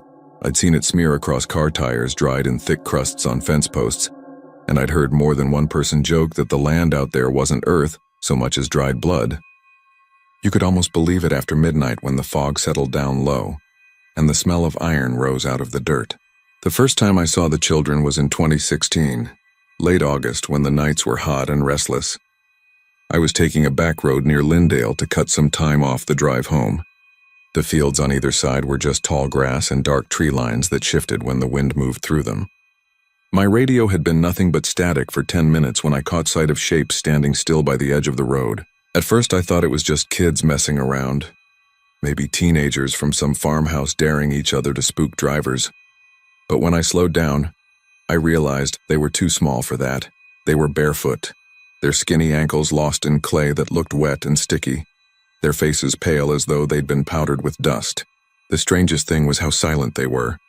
A whole group of them, maybe 6 or 7, standing shoulder to shoulder at the tree line, not moving, not even swaying the way people naturally do when they're trying to hold still, just staring, their eyes too dark in the wash of my headlights. I didn't stop. Something in me clenched and told me not to. I eased off the gas but kept the truck rolling, trying not to look too long. But when I passed them, I heard something that raised every hair on the back of my neck. It wasn't on the road. It wasn't outside at all.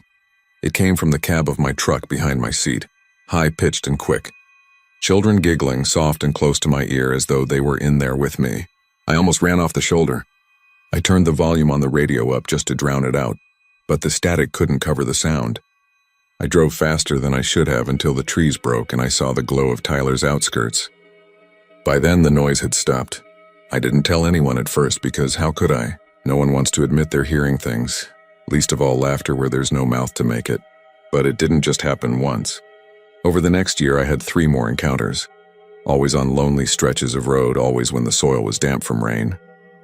The red clay would be shining in my headlights and I'd spot them out there, barefoot, caked in that dirt like they'd been playing in it for hours. Sometimes it was only 2 or 3 of them, sometimes more. They never flagged me down. They never tried to cross the road.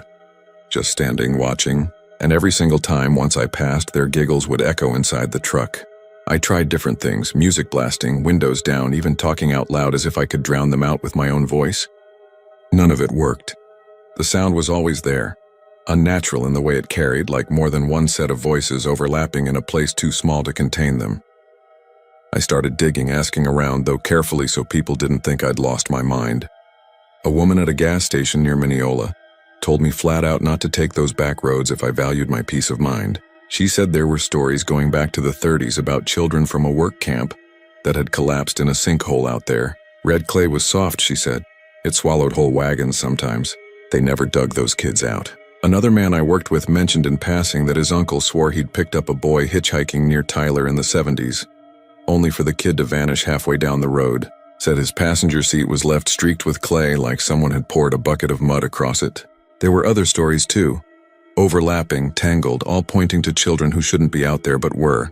The last time I saw them was 2 years ago, and it still wakes me up some nights. I was coming back from Lake Palestine later than I should have been, and the fog was thick enough I could only see a few feet in front of my hood. The road was narrow, hemmed in by trees, and when my headlights caught the figures ahead, I almost didn't recognize what I was seeing. Not just children this time, but a whole line of them stretched along both sides of the road, silent and pale, their feet sunk ankle-deep in that sticky red dirt, dozens of them like they'd been waiting. I braked hard, too stunned to keep driving, and that was when they finally moved. Every head tilted at the exact same angle, their gazes snapping toward me like marionettes pulled by one string. I swear their mouths opened at once, wide and black, though no sound came out at first. I threw the truck in reverse, tires squealing, trying to back away without losing control. The laughter hit me then, louder than it had ever been, bouncing off the inside of the cab until I thought my eardrums would burst. I was shouting, crying, I don't even remember what I said. But the noise didn't stop until I hit the main highway again. When I finally got home, the floorboards of my truck were streaked with damp clay, smeared like bare feet had tracked it across the rubber mats. I cleaned it out before daylight, hands shaking because I couldn't stand to look at it.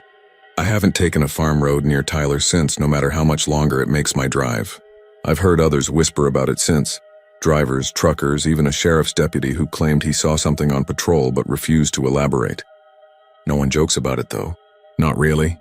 People lower their voices when they speak of it, because there's a weight to the stories, a heaviness that makes you believe whether you want to or not. Some nights when the air is damp and the sky low with thunder, I wake up with the sound of those giggles in my head. I lie there in the dark, listening, half afraid I'll hear the shuffle of small bare feet across my floor. I think about those children, their clay-caked legs and blank stares, and I wonder if the land itself is holding them, binding them to that red dirt so they can never leave. Or maybe they're not bound at all. Maybe they've learned how to follow the ones who see them. Maybe one night on some forgotten road you'll spot them too, standing silently at the tree line, waiting for your headlights to pass, waiting to fill your car with the sound of laughter that doesn't belong.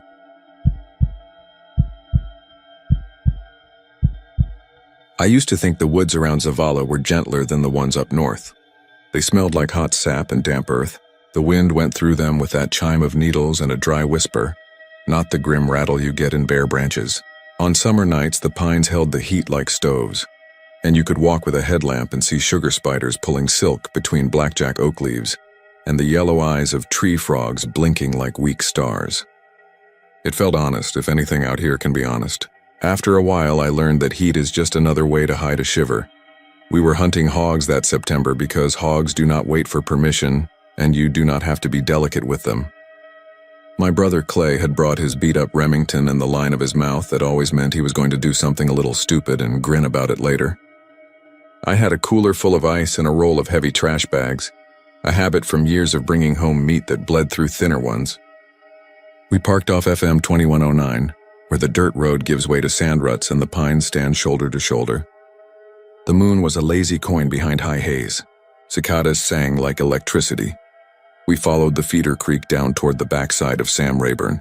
The water was low and showed the trampled banks where hogs had been bathing and rolling.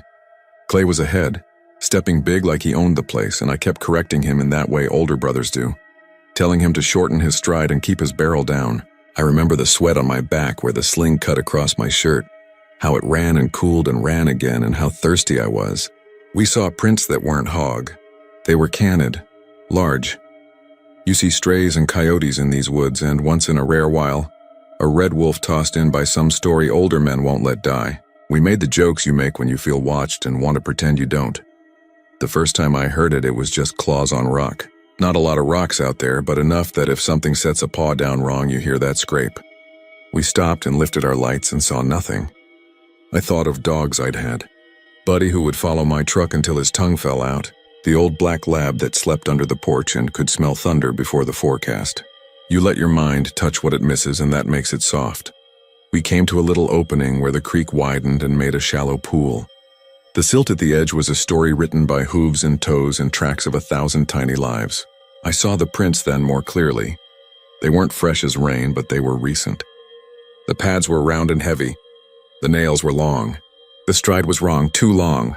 I stepped back and made a shape with my hands to measure one to the next and felt my mouth dry up. I could put my boot down and almost match heel to toe between them. That meant a lot of dog, or something that walked without respecting the idea of being a dog. Clay knelt and touched a mark like he was reading the cups on a pool table. He laughed without humor. He said something about East Texas tall tales. I wanted to answer clever and old. Something about how stories got their teeth because somebody fed them meat once. I didn't get to, because that was when the dog came in on our left. It moved through the trees like it had known them longer than the wind. It was black in that hungry way black can be, like when a deer steps from shadow and becomes the shadow. Its back brushed needles and made a ticking sound. Its head was low and the mouth was open enough to show wet. I lifted the light and caught the eyes, and for a second I thought there were tail lights in the forest. That's stupid. Red, not the pale flare most animals give back to light. Red like you see from a half mile on a foggy night. They narrowed when my beam hit them and then widened, and in that widening I felt singled out. Whatever it was trotted a few paces, then it didn't. I know how that sounds. It ran on all fours, a big wolfish thing, then rose up. It came up easy, with a joint-by-joint fluidity that made me think of a swimmer breaking the surface. It stood. The shoulders rolled back. The head tilted like a person considering a word. Clay cursed, and the word was small in that big place. We froze, and the dog didn't. It took a step, and the step was wrong because you felt the weight of it through your feet before you heard it. It lifted one hand. That is what it looked like. A hand, not a paw. The nails were long and curved and held the light like oil. It swung that hand forward like a man reaching to an invisible banister, and it smiled. I will swear under oath until I cannot speak that its smile was not an animal thing. There was too much in it. Knowing, mockery, patience. I did not fire because firing would have meant an answer. I did not run because running would have been an invitation. I did what I learned from old men with faces like rope and hands like tools. I lowered the light, not all the way, just enough to make it show me only that gleam of eyes. I said in a voice that was steadier than I felt that we were leaving. I told Clay to back up, and he did. The dog stood and watched. It did not need to move. The world moved for it. We got to the truck, and in that last stretch it followed at the edge of the trees, keeping pace without breathing hard. When we slid the guns into cases, our hands were stupid. When the doors shut, the slam was a relief you pay for later. I turned the key. The truck started. I stared into the rear view out of habit, and there it was, framed in the tailgate glass like a passenger behind the bed. The red eyes found me and held. I eased the truck into gear and drove the rut and did not look back again. Clay talked fast, then quiet, then not at all. At home, I told myself all the things you tell yourself when you stack the rational against the late hour. I said feral dogs can look bigger when they're in a pack. I said reflected light can be weird through dust. I said fear turns a fence into a wall. I slept and woke with a cotton taste in my mouth and the smell of pine still in my nose. I walked out back at mid-morning to check the coolant drip on my truck. There on the tailgate was dust that had found a way to settle, even though we had driven through the night. Someone had drawn two vertical lines with a finger. They were close together. They were the color of dried rust. They were too neat to be accidental. You live with a thing like that and you think you will adjust to it. Humans will adjust to almost anything if their rent is paid on time. For a week, nothing happened. I went to work at the yard in Lufkin and counted pipe and ordered new truck tires for a man who wanted to argue about every nickel. I ate diced brisket at a picnic table outside a place that has made the same beans for 30 years, and the beans have learned what the pot looks like. I had coffee so dark it showed the future, and shot the breeze with a retired game warden who told me about the big cat he had never seen and never would. He smiled when he said it. Maybe he heard the lie and decided to make it a friend. Then nights went restless. I woke to my motion light turning on out back in a slow, dumb pulse that said moths, not men. I went out and found footprints soft as pressure in the leaves under the kitchen window. And my dog. Not the old lab, But the nervous little rescue I kept to keep from talking to my own cabinets refused to go out the dog door. She stood and whined at it like the outdoors had been replaced by a painting of outdoors. When she finally went, she did her business under the swing and came back at a trot. Clay and I did not discuss it until he did.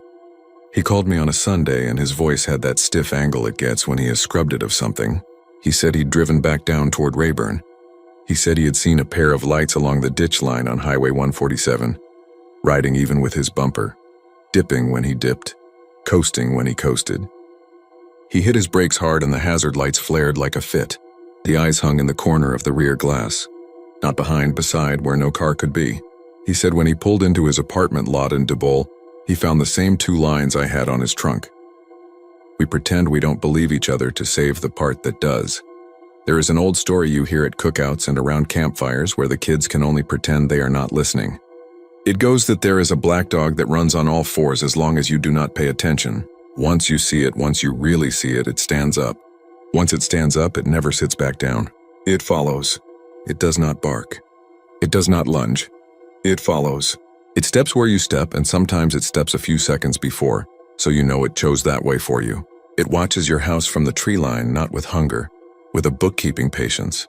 It scratches on paint in pairs. It waits for you to make a mistake. I do not recall ever choosing to believe the story. I only noticed when belief had already moved in, set its bag on the spare bed, and put its toothbrush in my cup. I started seeing something on the edges of places. At the gas station near Central, where they sell minnows in a cracked white ice chest and the lady behind the counter calls you sweetheart no matter your age. I looked up from the pumps at twilight and saw a tall shape cross between 2 stands of crepe myrtle. The petals on the ground were crushed under a foot and the print was long. At the Dollar General in Huntington, the automatic door did not open when I stepped near it, but it opened a second later when no one was there. A boy coming out with a sack of chips made a face like he had smelled hot plastic and looked at the empty space and then at me. He hurried away. Maybe I would have found a way to make it an eccentricity, like a man who will only sit in the same pew at church, except I started to see the eyes again in my mirror while driving home from late shifts. Red, not the brake lights of the car behind. Not stars, not distant radio towers, twin coals riding a constant distance like a trailer behind me that never hitched. They were always there if I dared check. They never drew closer. They never fell away. It is the steadiness that wears you down. You can brace for impact or you can brace to run, but you cannot brace forever for a shadow that keeps pace like a memory.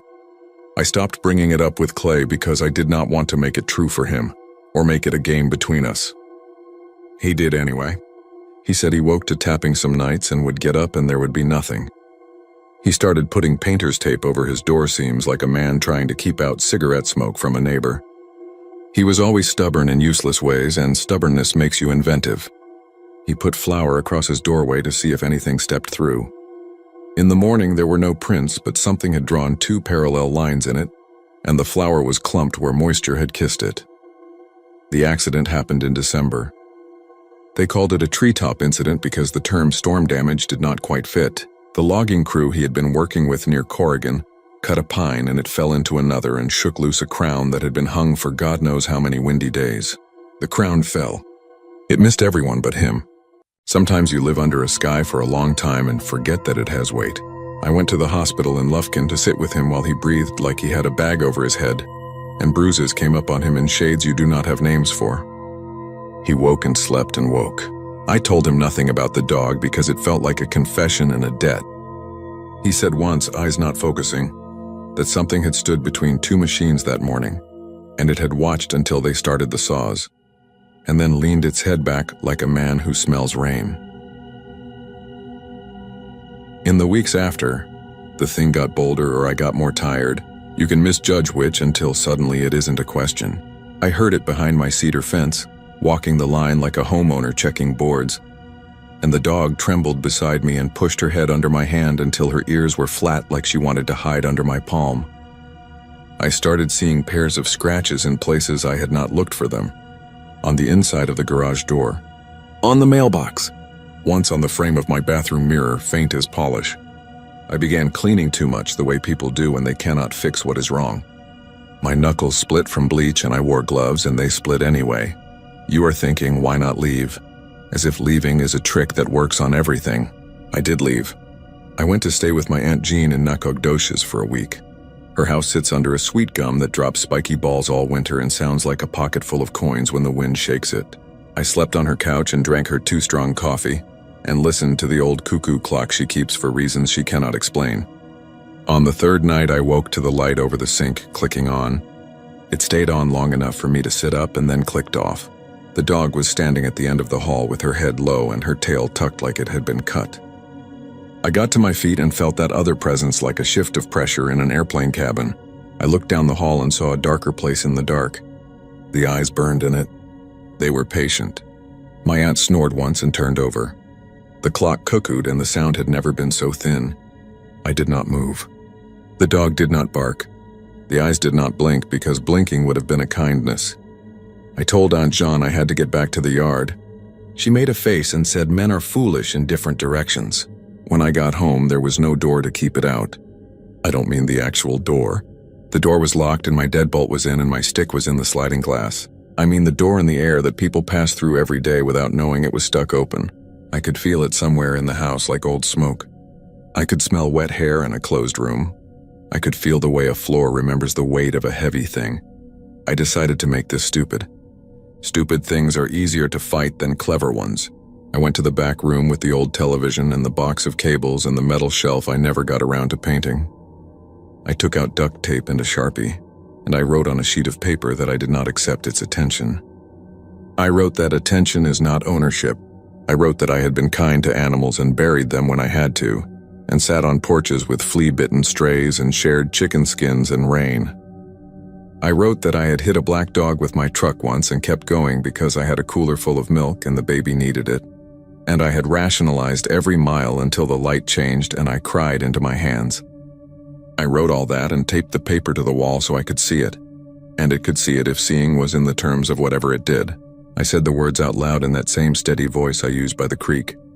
I said I was a man and men put their hands out to help, and sometimes they pull their hands back too fast and sometimes they make amends years later when the apology has cooled into something like honesty. The house made a sound like stretching and then settling. The air went colder. The dog went under the bed frame and the bed frame creaked because her fear had a weight. The hallway darkened in that way hallways do when your eyes want them to brighten. I felt breath on the skin of my forearms. Then I heard a step, one, then another. It came from the hall to the living room, and from the living room to the little room where I had written my foolish letter. The steps were even. Hill then too, not padding, walking. I could smell creosote and wet leaves and a sour iron smell under it like rain on a nail. It stood in the doorway.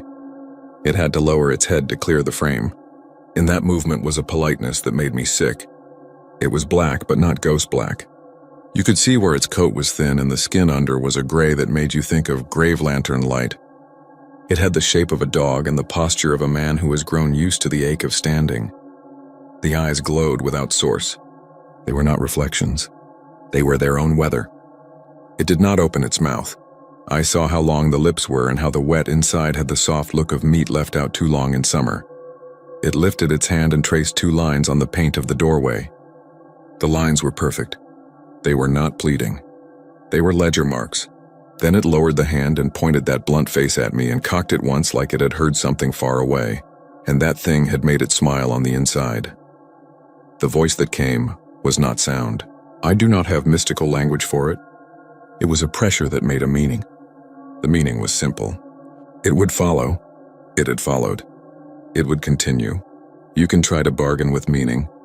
That is like trying to argue with a flood. I lifted my own hand in spite of shaking and did something that surprised us both. I reached toward it. I kept my hand open and palm up. I showed it the scars I got from rope and from a dog that bit me on one bad day, and from a thorn that went in too deep. I said that since it had chosen me, and since I had made mistakes, and since I was tired of fear staining every corner of every day, it could do me the courtesy of coming into the light. I switched on the lamp. The yellow light made our shadows. Mine was a man's. Its was long and doubled like an animal, and a man had been stitched together in a hurry. The eyes did not dim in that light. They made their own red that did not care about bulbs. It stepped forward, and in stepping forward it did the thing that has not left me. It stepped where I had stepped earlier that day. It put its right foot there and its left foot there, and it matched me for stride as if we were dancing a slow, ugly waltz. It showed me in that one small act what it had been doing all along. It was not only following, it was learning how to be the trail. It was making a map of me. All my routes, all my turns, the way I put my hand on the frame, the way I set my mug down. It had been standing the way I stood, so that when I was gone it could stand in my place and the world would not know until it did. I do not remember telling it to leave. I remember it stepping back and turning, with that swimmer's grace, and going down the hall, and how for a moment its hand brushed my shoulder and left a smudge like soot that did not wipe away until after I showered and scrubbed too hard. I sat in the chair and shook. The dog came out from under the bed and put her head in my lap and trembled until we were two engines idling. The weeks since have not been relief. You do not win against a thing that believes it has forever. I see the eyes when I drive at night along US 59 as steady as mile markers, content to ride at my speed.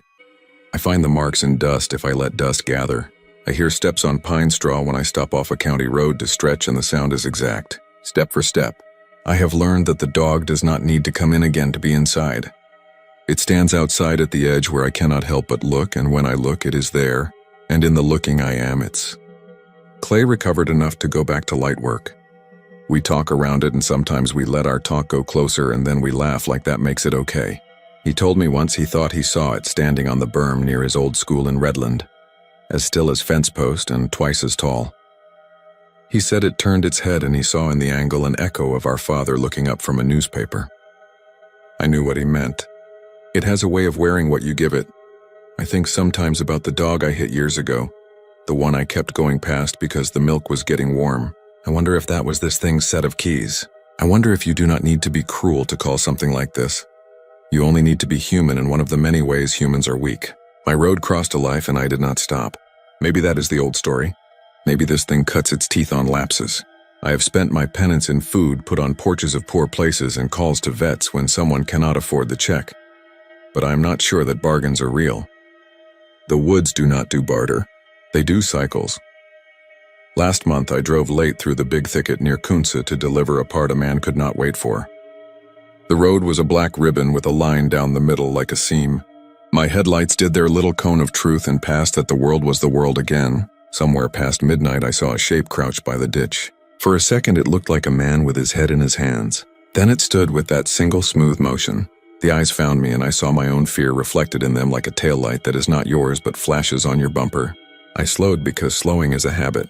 It stepped out and paced me, watching. I drove on and it fell back to the trees. It does not need to rush. It knows every way home.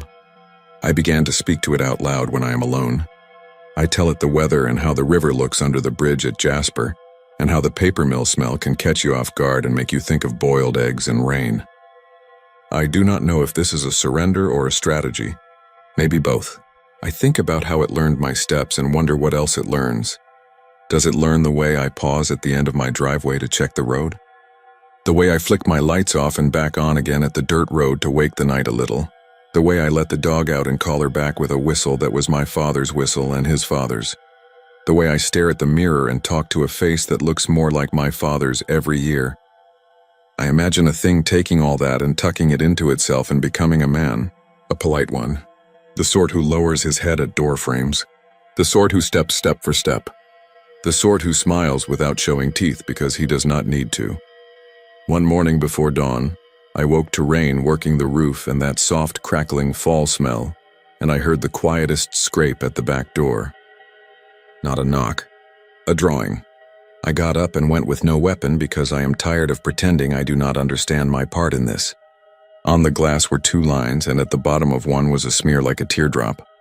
The dog pressed her body to my leg and made that low sound that is not anger and not fear, something like a plea.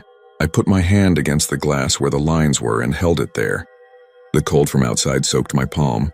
For a second I felt pressure against my hand from the other side that matched mine. Then it went away and the night took back its shapes and the rain made its old song. Now I live like a man who knows he is mirrored. I check my prints when I come in so I will not be startled by an extra pair. I keep the house clean not to deny it dust, but so I will notice when the dust speaks. I drive the long way around bridges I do not like and try not to imagine which new route it learns when I do.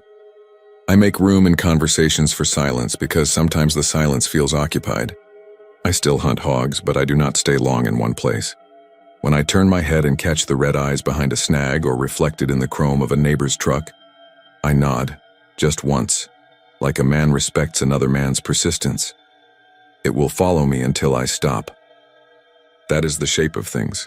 In town, people talk about the black dog that stands upright and never stops, and they talk about it like it belongs in a story older than their children.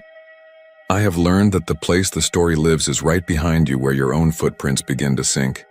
I have learned that when you finally understand a thing's patience, you stop thinking of escape and start thinking of endurance.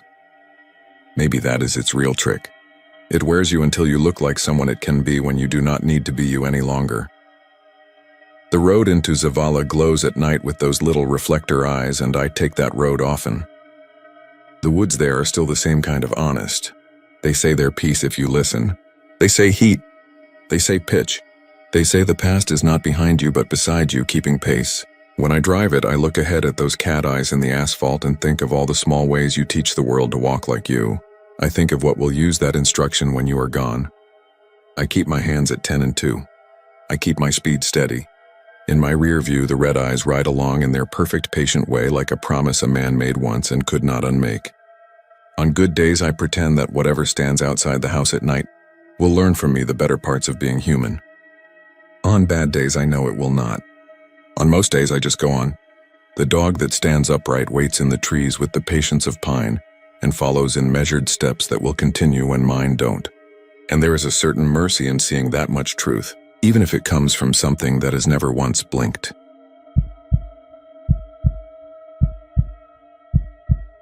I was coming west out of San Antonio on a late September night when the air feels hung low and heavy, when the pastures along Highway 90 turn to a flat, dark plate, and the wind smells like old hay and diesel. I had been at a dealership auction that ran long, and I left with coffee that tasted like pennies and a headache that pulsed behind my eyes. I told myself I could make it to Del Rio by 2 if I kept the cruise steady. No music, just the hum of the tires and the tick of road reflectors popping beneath. I've always liked that drive because the towns fall away like beads on a string. Hondo, Dihanis, Sabinal, Uvalde, Bracketville. There's comfort in the sequence and in the way the highway stays honest and straight most of the way.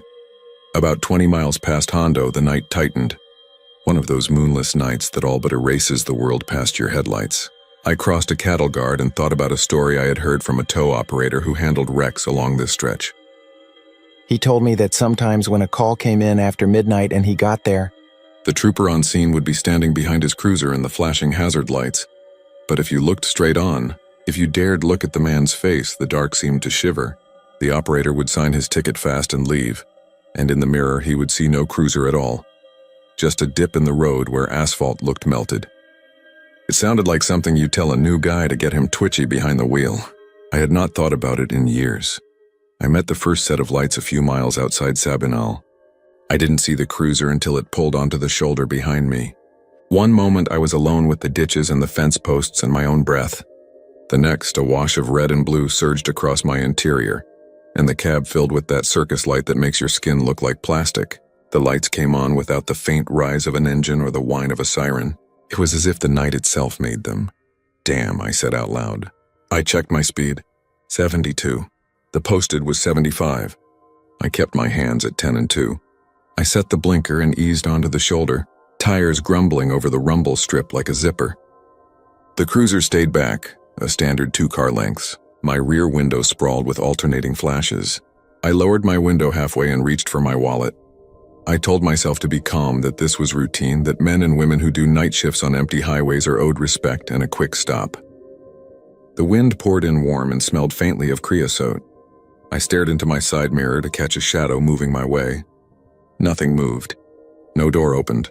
No silhouette broke off from the glow. I waited a full minute before I realized there was no engine noise behind me. Not a tick of cooling metal. Not the low purr of a radiator fan. My truck idled like a metronome. The lights flashed and began to feel separate from any vehicle. Another minute went by. Then footfalls, slow and deliberate, coming from behind on the gravel shoulder. I only heard 3 or 4 steps before a shape slid into the edge of my mirror. It was black, as if the uniform absorbed what little light there was. The hat brim angled down. The patrolman's chest and sleeves had a rippled look, like plastic that had been heated and cooled. The badge was a bright smudge without a design. He was almost at my window when a thought rose from that old tow operator's story. The smart ones drive off before he reaches the window. I could not say where the thought came from, but it felt like something I had known. My right foot came off the brake. I pushed the accelerator. The truck rolled, then gripped. The open road accepted me like it had been waiting. My mirror flared with red and blue that collapsed back into the dark. For several seconds, I did not breathe at all. 5 minutes later, I started to breathe again and told myself what any rational person would. Some rookie was fooling with me. Some prank. Some training scenario. Or maybe I had drifted toward the center line and he wanted to rattle me awake without the ceremony. I had not gotten a plate or unit number. The labels on the trunk had been swallowed by the light. When I hit the Sabinal exit, I took it, looped the service road and parked by a shuttered feed store. I stared at the highway and watched for any cruiser to pass. Nothing came through except a long-haul milk truck drifting east and a pair of yellow eyes beyond the fence that belonged to something low to the ground. I pulled out again and set my mind on Uvalde. Every mile marker pulled a little weight off my shoulders. I switched on the radio for company and got an AM station out of Eagle Pass, selling good luck candles and cattle supplement. Past Canepa. I was back in that ordinary trance I use for long drives, and at that point I might have decided that if I told the story tomorrow I would make it funny, a gag about my nerves. Until the lights showed again, they came on like before. No approach, no siren. One wipe of color across the night and my mirrors glowed. This time there was an edge to the light, a white pulse that hurt my eyes. I checked the speed again. 73 and a 75. I tapped the signal and pulled over with a sense of shame. I had acted like a spooked animal back there. Better to be polite and steady now. I lowered the window again and stared hard into the mirror to catch the door open. It never did. Yet he was already walking toward me. I hadn't heard him exit. He neared the bed of my truck with that deliberate step that draws out time. Up close, the uniform looked wrong. The seams had no thread. The fabric shone here and there like glass wet with heat. His hand rested on the top of my door frame and the skin looked smooth and dark and strange, as if a glove had fused there. I did not want to see his face. "Do you know why I stopped you?" he asked. Every cop asks you that, but they usually put air under the question. Space that lets the driver answer something mild. This came flat without tone, and yet I felt my childhood urge to blurt a confession. I kept my eyes somewhere around his chest. I could not see a name tag. "No, sir," I said. "You've been on this road since Hondo," he said. The words sounded like they came from a throat trying to remember how speech comes together. The wind cut off for a few seconds as if he ate space around us. "You left a place with too much light and came into a place with the right amount. That speed is not legal in this section." I thought it was 75. "For you, it is not." I felt my scalp prickle. I could not see his eyes behind the brim. I thought of how every car looks like a small church when the dome light is on. How the space inside becomes something you pray to keep. I reached for the glove box and he moved his hand off the frame fast enough to make the air slap my cheek. I froze. "No sudden moves," he said. The hat brim dipped at a slow angle. "Keep your hands where I can see them." "My registration is in there," I said. I kept my hands flat on the wheel. "I can get it slowly." "That won't be necessary," he said. "I have what I need." He turned his head slightly toward the empty road, and for a second a thin white line like a scar flashed up his jaw and disappeared. I wanted to ask what he meant, but the smarter part of me kept quiet. He leaned closer as if listening to my engine. The smell of burned plastic threaded into the night. When you are close to someone who has been badly hurt, you sense a border where their pain has thinned the air. I felt that border, a warm radius that made my tongue go dry. "I'll let you off with a warning," he said. "Pay better attention to the signs that are meant for you." He moved back without any rustle of fabric. The lights died as if a switch inside my head had been pushed. He was gone. The night returned too fast and hit hard. I sat there in the sudden quiet with my heart thudding and my window full of nothing. I looked at the shoulder behind me and saw no cruiser. I looked at the asphalt and saw a patch that had a sheen like tar poured and smoothed by bare hands. It seemed to shrink as I stared. I put the truck into gear and drove to Uvalde with both hands shaking on the wheel. The town slept like most small towns do after midnight. I pulled into the lot of a 24-hour gas station, where the clerk had a face like old paper and the coffee tasted like someone's memory of coffee. I told him a condensed version of what had happened because strangers in fluorescent light are a kind of confessional. He didn't look surprised. He asked if the man had reached my window. I told him yes. He made a sound in his throat that wasn't quite a laugh. Should have driven off, he said, before he gets near. The smart folks do. I asked what that meant. He wiped the counter with a rag that moved the same stain in circles. Plenty got stopped out on 90 over the years, he said. There was a spillback of Brackettville 20 years ago. Gasoline tanker, bad heat, worse luck. Trooper pulled up on the wrong side of the wind. Folks try not to talk about it. They tied his name to the sheriff's board in the courthouse for a few years. Then they took it down because visitors would ask too many questions. I couldn't tell you if this is him. I can tell you we don't look too close when the lights show up where they shouldn't. If you wait and let him get to the glass, you carry something along with you after. What do you mean, carry something? He shrugged like he'd told me the weather. Folks who stop say the same words after. Do you know why I stopped you? They say it to themselves at work or to their kids or to their dog. They wake up with that pulse of light in their teeth. Car trouble follows them. Mirrors crack. And one night, usually when they are by themselves out toward Del Rio, they get a feeling to help someone who pulled over. They step out and the road looks wrong underfoot. A couple of local men had drifted in, one in a seed company jacket and one in a shirt with an oil company logo. They stood quiet while I talked, but their eyes did not move much. When I paid, the clerk folded my receipt tight and slid it back. You have a good night, he said. Best to be quick if you see him again. I sat in the truck and stared at my own face in the windshield. It looked like a bad copy of me, thin and pale under the reflection of the canopy lights. I told myself to get a motel, screw Del Rio, sleep and reset, but the thought of a bed in a rented room made me feel like a cricket trapped in a jar. I wanted the road, even with the stories it told. Past the Nueces River, the land dries and opens and becomes the hard country where everything keeps its water to itself. The stars had begun to come out like a trickle of coins. I kept the speed at 68 and tried not to check the mirror. At Brackettville, I saw the old Fort Clark walls and the low street lamps that looked like the ghosts of street lamps. I felt a tug, a gentle suggestion to turn down a side road and stop. An idea that maybe I should check my tires. Maybe I should have a breath. Maybe I should give him another chance to be satisfied. The suggestion had the tone of authority. I ignored it. He found me again after the Kinney County line. I saw his lights wash the chaparral and make every thorn look new. I felt very tired of being good. I felt something like anger, which is just fear wanting to wear a mask. I did not pull over. I kept the wheel straight. The lights poured forward as if the cruiser had floated up to kiss my bumper. My radio died with a soft pop. A voice came from the rear window inside the glass. Do you know why I stopped you? It asked. The phrasing changed just enough to sound like the question had learned itself wrong. I focused on the white line that eats the edge of the world. The voice went on in a low mutter, repeating the words until they stopped sounding like language and became a texture. The lights threw up shadows of cactus that hopped and stretched and folded like paper toys. The smell of burned plastic returned, but now there was water under it, the fish tank slosh of a long-buried odor. I felt something brush my shoulder. I knew the window was up, but a draft like the hand of a hot wind passed into the cab and moved across my neck. I swatted at it and caught my own ear hard enough to make it ring. I gripped the wheel and told myself to count mile markers. I thought of the clerk's voice. Best to be quick, before he gets near. I pressed the accelerator without looking down. The engine climbed like a dog wanting out of a yard. The lights fell back. They hit at a distance where they no longer owned the cab. The voice in the glass thinned and broke. When the lights cut, the darkness hit like the windshield had been painted black. My pupils clenched and then flooded. The night on Highway 90 is thick in places where it holds what it's seen.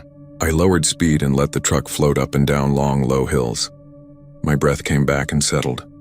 I felt foolish again and then relieved to feel foolish. Del Rio's first sodium lights rose on the horizon like something merciful.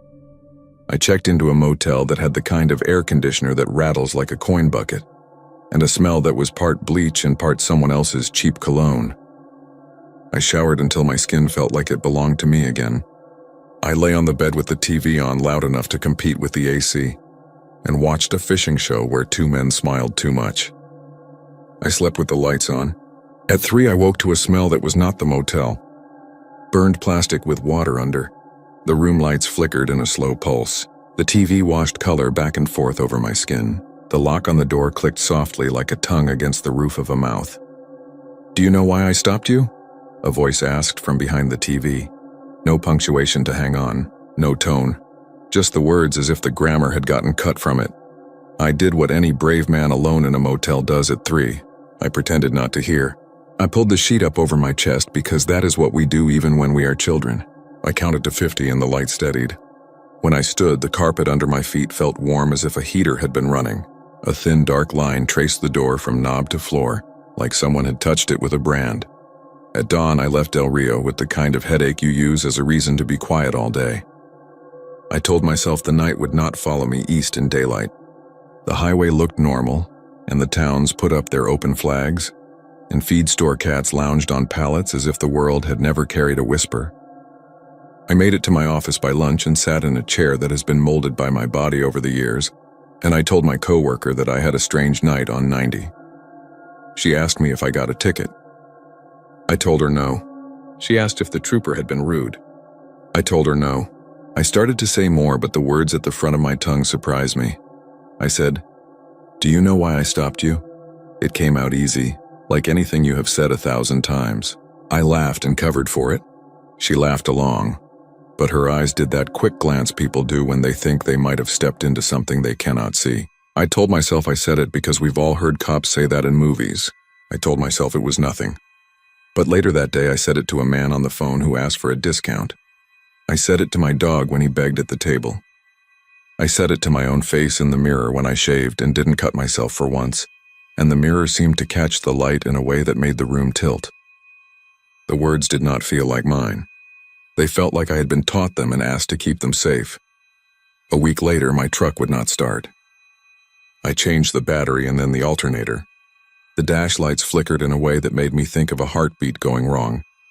I replaced fuses and learned a new shorthand for frustration. At night, I woke to the faint pulse of red and blue against the wall. The colors washed out as if coming through water. I began to take back roads to avoid 90, but every lane I chose found its way to a merge sign and a chance to decide. More than once, I came on the shoulder where a car had pulled off with its blinker pattering the weeds. You feel that call inside yourself. The old rule about helping on the roadside. More than once, I slowed with my hand already on the window control. Each time I heard the clerk again. "Best to be quick, I know what you're thinking. Leave it alone. Stop talking about it. Don't feed it." That's the same advice we give each other about grief. The problem is, grief knows your name even if you stop saying its name. It lives in the hinges of things. When I drive at night now, I notice how many windows are already lowered when I pass by. People prepare without knowing why. The question gets to them through the glass. "Do you know why I stopped you?" Maybe you mutter it in checkout lines without hearing yourself. Maybe you think of it when you brake at yellow in a town where the lights stay long. 2 weeks after that night, I took Highway 90 again because my aunt in Uvalde had a fall and I am the only blood she has left. I drove in daylight and told myself daylight is a vaccine in Texas. The highway reminded me how to be a person. I brought her dinner and changed a bulb and made small jokes to keep her from feeling old. I left at dusk. The sky over the scrub glowed like the last coal in a pit. I had promised myself not to stop for any reason. I kept the speed a little over and the radio low enough to hear things I did not want to hear. The lights came on a mile after the Sabinal Bridge. I did not give them the dignity of shock. I did not pull over. I reached for the dash as if I had a siren of my own. I felt that soft impulse grow in my hands. The sense of authority expanding and settling like a weight across my shoulders. The wheel felt good beneath my palms. Behind me, the red and blue painted the night. My headlights ate the road that had been painful to eat before. I was not afraid. I was something worse. I was calm. The voice came from the ceiling liner this time. Sounded like my father when he wanted to be kind about something he would never forgive. "Do you know why I stopped you?" I turned on my blinker for no one to see. I let the truck drift onto the shoulder and stopped neat, wheels straight, as if I had practiced this for years. I rolled my window down and waited. I did not need to look in the mirror to measure the distance. I felt it like a line drawn in the dirt. He would come as he always comes, in the place where sound doesn't carry. and heat size off the ruined places in us. He would put one fused hand on my doorframe, and the other on the seam between the world he patrols and the one we share. I would say I was sorry. I would say I understood. It would not matter. I could have driven off then. I could have told you that I put my foot down and snapped the thread and outran it. This is the part where stories choose mercy.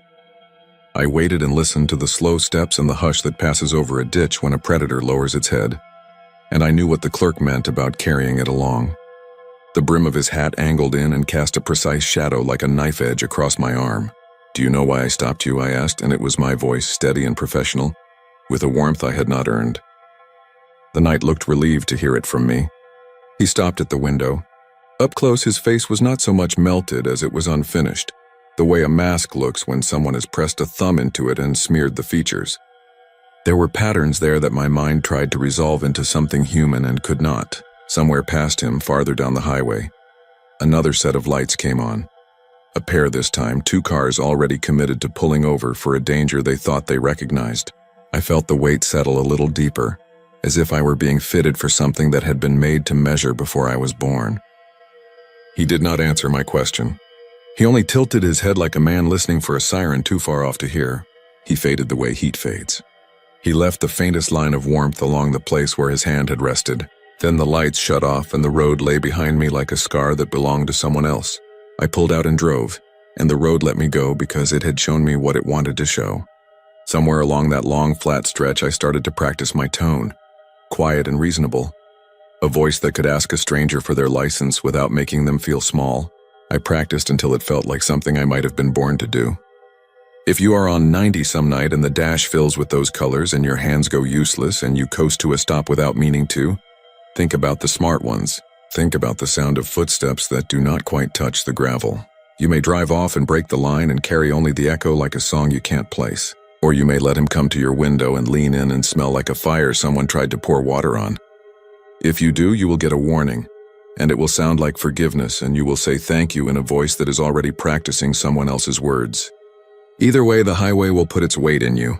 Either way, one day you will see a stranger pulled onto the shoulder at the wrong place and the wrong time, and you will feel responsible in the way only the night can demand.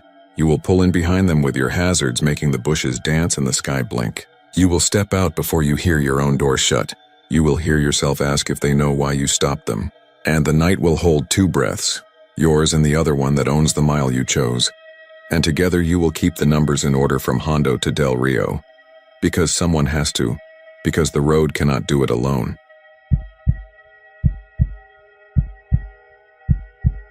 Clay recovered enough to go back to light work.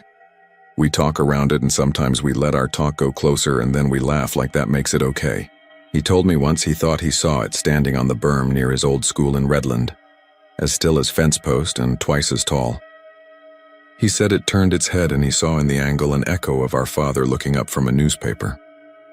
I knew what he meant. It has a way of wearing what you give it. I think sometimes about the dog I hit years ago, the one I kept going past because the milk was getting warm. I wonder if that was this thing's set of keys. I wonder if you do not need to be cruel to call something like this. You only need to be human in one of the many ways humans are weak. My road crossed a life and I did not stop. Maybe that is the old story. Maybe this thing cuts its teeth on lapses.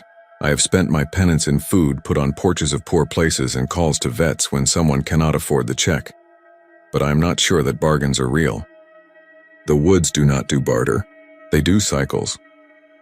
Last month, I drove late through the big thicket near Kunsa to deliver a part a man could not wait for. The road was a black ribbon with a line down the middle like a seam. My headlights did their little cone of truth and passed that the world was the world again. Somewhere past midnight, I saw a shape crouched by the ditch. For a second, it looked like a man with his head in his hands. Then it stood with that single smooth motion. The eyes found me and I saw my own fear reflected in them like a taillight that is not yours but flashes on your bumper. I slowed because slowing is a habit. It stepped out and paced me, watching. I drove on and it fell back to the trees. It does not need to rush. It knows every way home. I began to speak to it out loud when I am alone. I tell it the weather and how the river looks under the bridge at Jasper, and how the paper mill smell can catch you off guard and make you think of boiled eggs and rain. I do not know if this is a surrender or a strategy. Maybe both. I think about how it learned my steps and wonder what else it learns. Does it learn the way I pause at the end of my driveway to check the road? The way I flick my lights off and back on again at the dirt road to wake the night a little? The way I let the dog out and call her back with a whistle that was my father's whistle and his father's? The way I stare at the mirror and talk to a face that looks more like my father's every year? I imagine a thing taking all that and tucking it into itself and becoming a man. A polite one. The sort who lowers his head at door frames. The sort who steps step for step. The sort who smiles without showing teeth because he does not need to. One morning before dawn, I woke to rain working the roof and that soft crackling fall smell, and I heard the quietest scrape at the back door. Not a knock. A drawing. I got up and went with no weapon because I am tired of pretending I do not understand my part in this. On the glass were 2 lines, and at the bottom of one was a smear like a teardrop. The dog pressed her body to my leg and made that low sound that is not anger and not fear, something like a plea. I put my hand against the glass where the lines were and held it there. The cold from outside soaked my palm. For a second I felt pressure against my hand from the other side that matched mine. Then it went away and the night took back its shapes and the rain made its old song. Now I live like a man who knows he is mirrored. I check my prints when I come in so I will not be startled by an extra pair. I keep the house clean not to deny it dust, but so I will notice when the dust speaks. I drive the long way around bridges I do not like and try not to imagine which new route it learns when I do. I make room in conversations for silence because sometimes the silence feels occupied. I still hunt hogs, but I do not stay long in one place. When I turn my head and catch the red eyes behind a snag or reflected in the chrome of a neighbor's truck, I nod, just once, like a man respects another man's persistence. It will follow me until I stop. That is the shape of things. In town, people talk about the black dog that stands upright and never stops, and they talk about it like it belongs in a story older than their children. I have learned that the place the story lives is right behind you where your own footprints begin to sink. I have learned that when you finally understand a thing's patience, you stop thinking of escape and start thinking of endurance. Maybe that is its real trick. It wears you until you look like someone it can be when you do not need to be you any longer. The road into Zavala glows at night with those little reflector eyes, and I take that road often. The woods there are still the same kind of honest. They say their piece if you listen. They say heat. They say pitch.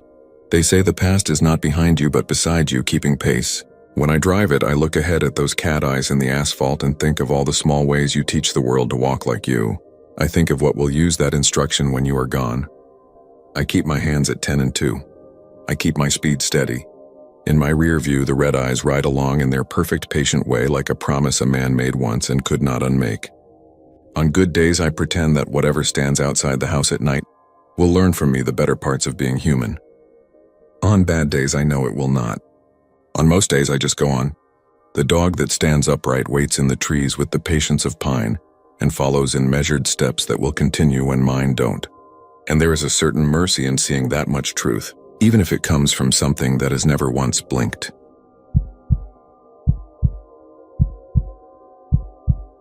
The first time I ever heard about the church bus was in a gas station off Highway 79, just outside Palestine, Texas. It was one of those old roadside places with faded Coke signs on the windows and a bored-looking woman behind the counter smoking a cigarette.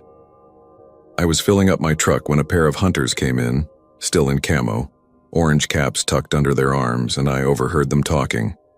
One of them swore he'd seen it the night before. A rusted-out yellow school bus pulled onto the shoulder with its hazard lights blinking. He slowed down to see if somebody needed help, but the windows were too dark to see through, and when he passed it, he caught sight of the kids. Rows of them sitting still, heads tilted like dolls, all facing the glass. He said he floored it and didn't look back.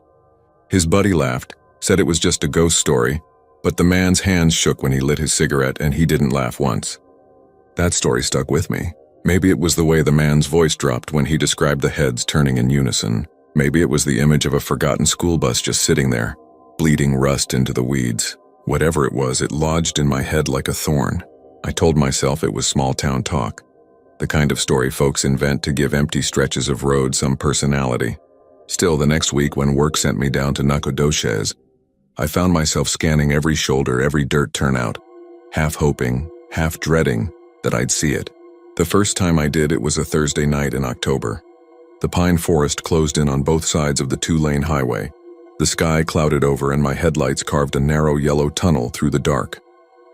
Then I saw the outline, long, boxy, unmistakable. A school bus sitting crooked on the gravel shoulder, its nose angled toward the trees. It had no lights on, no license plate that I could see, just a row of black windows reflecting my headlights back at me. For a second I thought I saw shapes inside.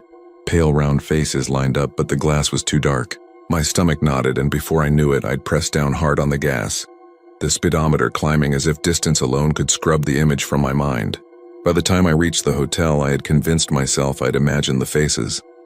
But that night I dreamed of the bus. I dreamed I was inside it. The vinyl seats cracked and split, the air damp and smelling of mildew. My boots stuck to the floor as I walked the aisle, and every row was filled with children. They wore Sunday clothes, buttoned-up shirts, and little dresses, but their faces were blank, drained of color. Eyes rolled back so only the whites showed. Their heads all tilted at the same angle, and when I passed, they turned, every one of them, to follow me. I woke up drenched in sweat. The image burned into my eyes like an afterglow. I tried not to think about it, but the bus found me again. A week later, same highway, different stretch of road. This time it was pulled half into a ditch. Weeds grown tall around the wheels. My headlights caught the rust eating through the paint. The faint outline of school district letters barely visible under grime. And I swear this time I saw a breath on the inside of the glass, fogging it from within. I didn't slow down. I mentioned it once to a local mechanic when I stopped for an oil change. The man froze, wrench in hand, and gave me a look I didn't forget. He said he knew that bus. Or at least he knew the story. In the late 70s, a Baptist church outside Crockett bought an old school bus to drive kids to Sunday service. One rainy morning, the driver missed a turn on a flooded road, and the bus skidded into a creek swollen with stormwater.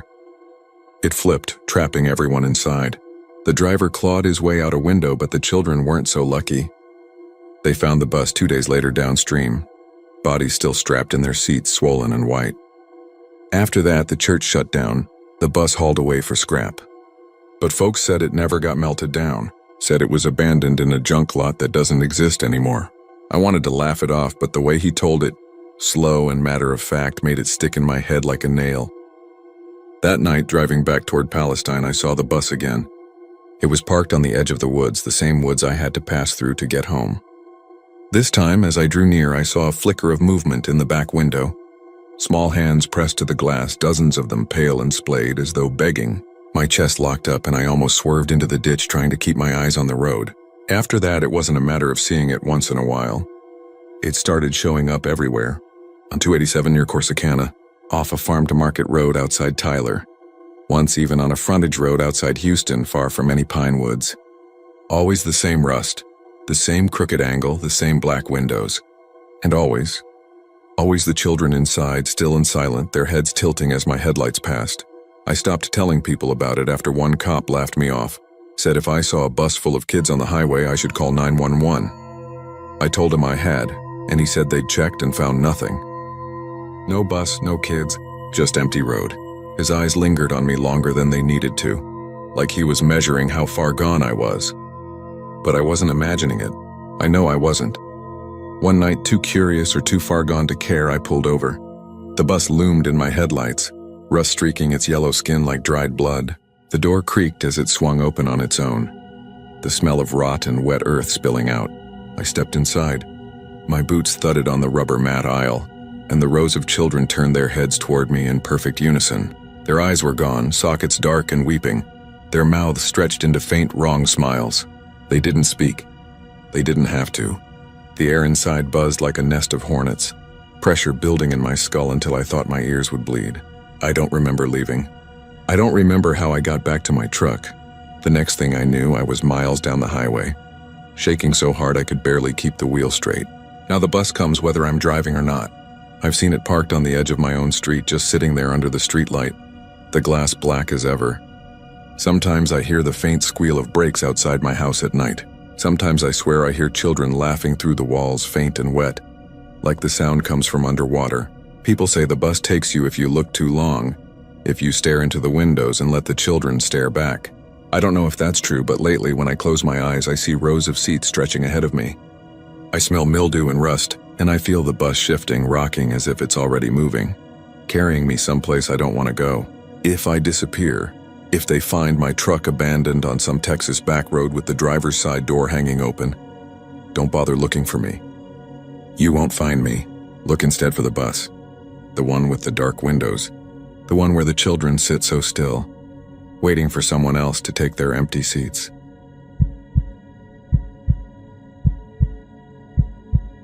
The first time I heard the story, I was leaning on the warm fender of my truck at a feed store outside Del Rio, smelling hay and diesel and sun-baked rubber. Old men with leathery wrists and roadhouse caps were arguing about calves and rain that wouldn't come. And when my name drifted into the circle, it brought a grin to Leon's face that warned me I was about to be volunteered into something.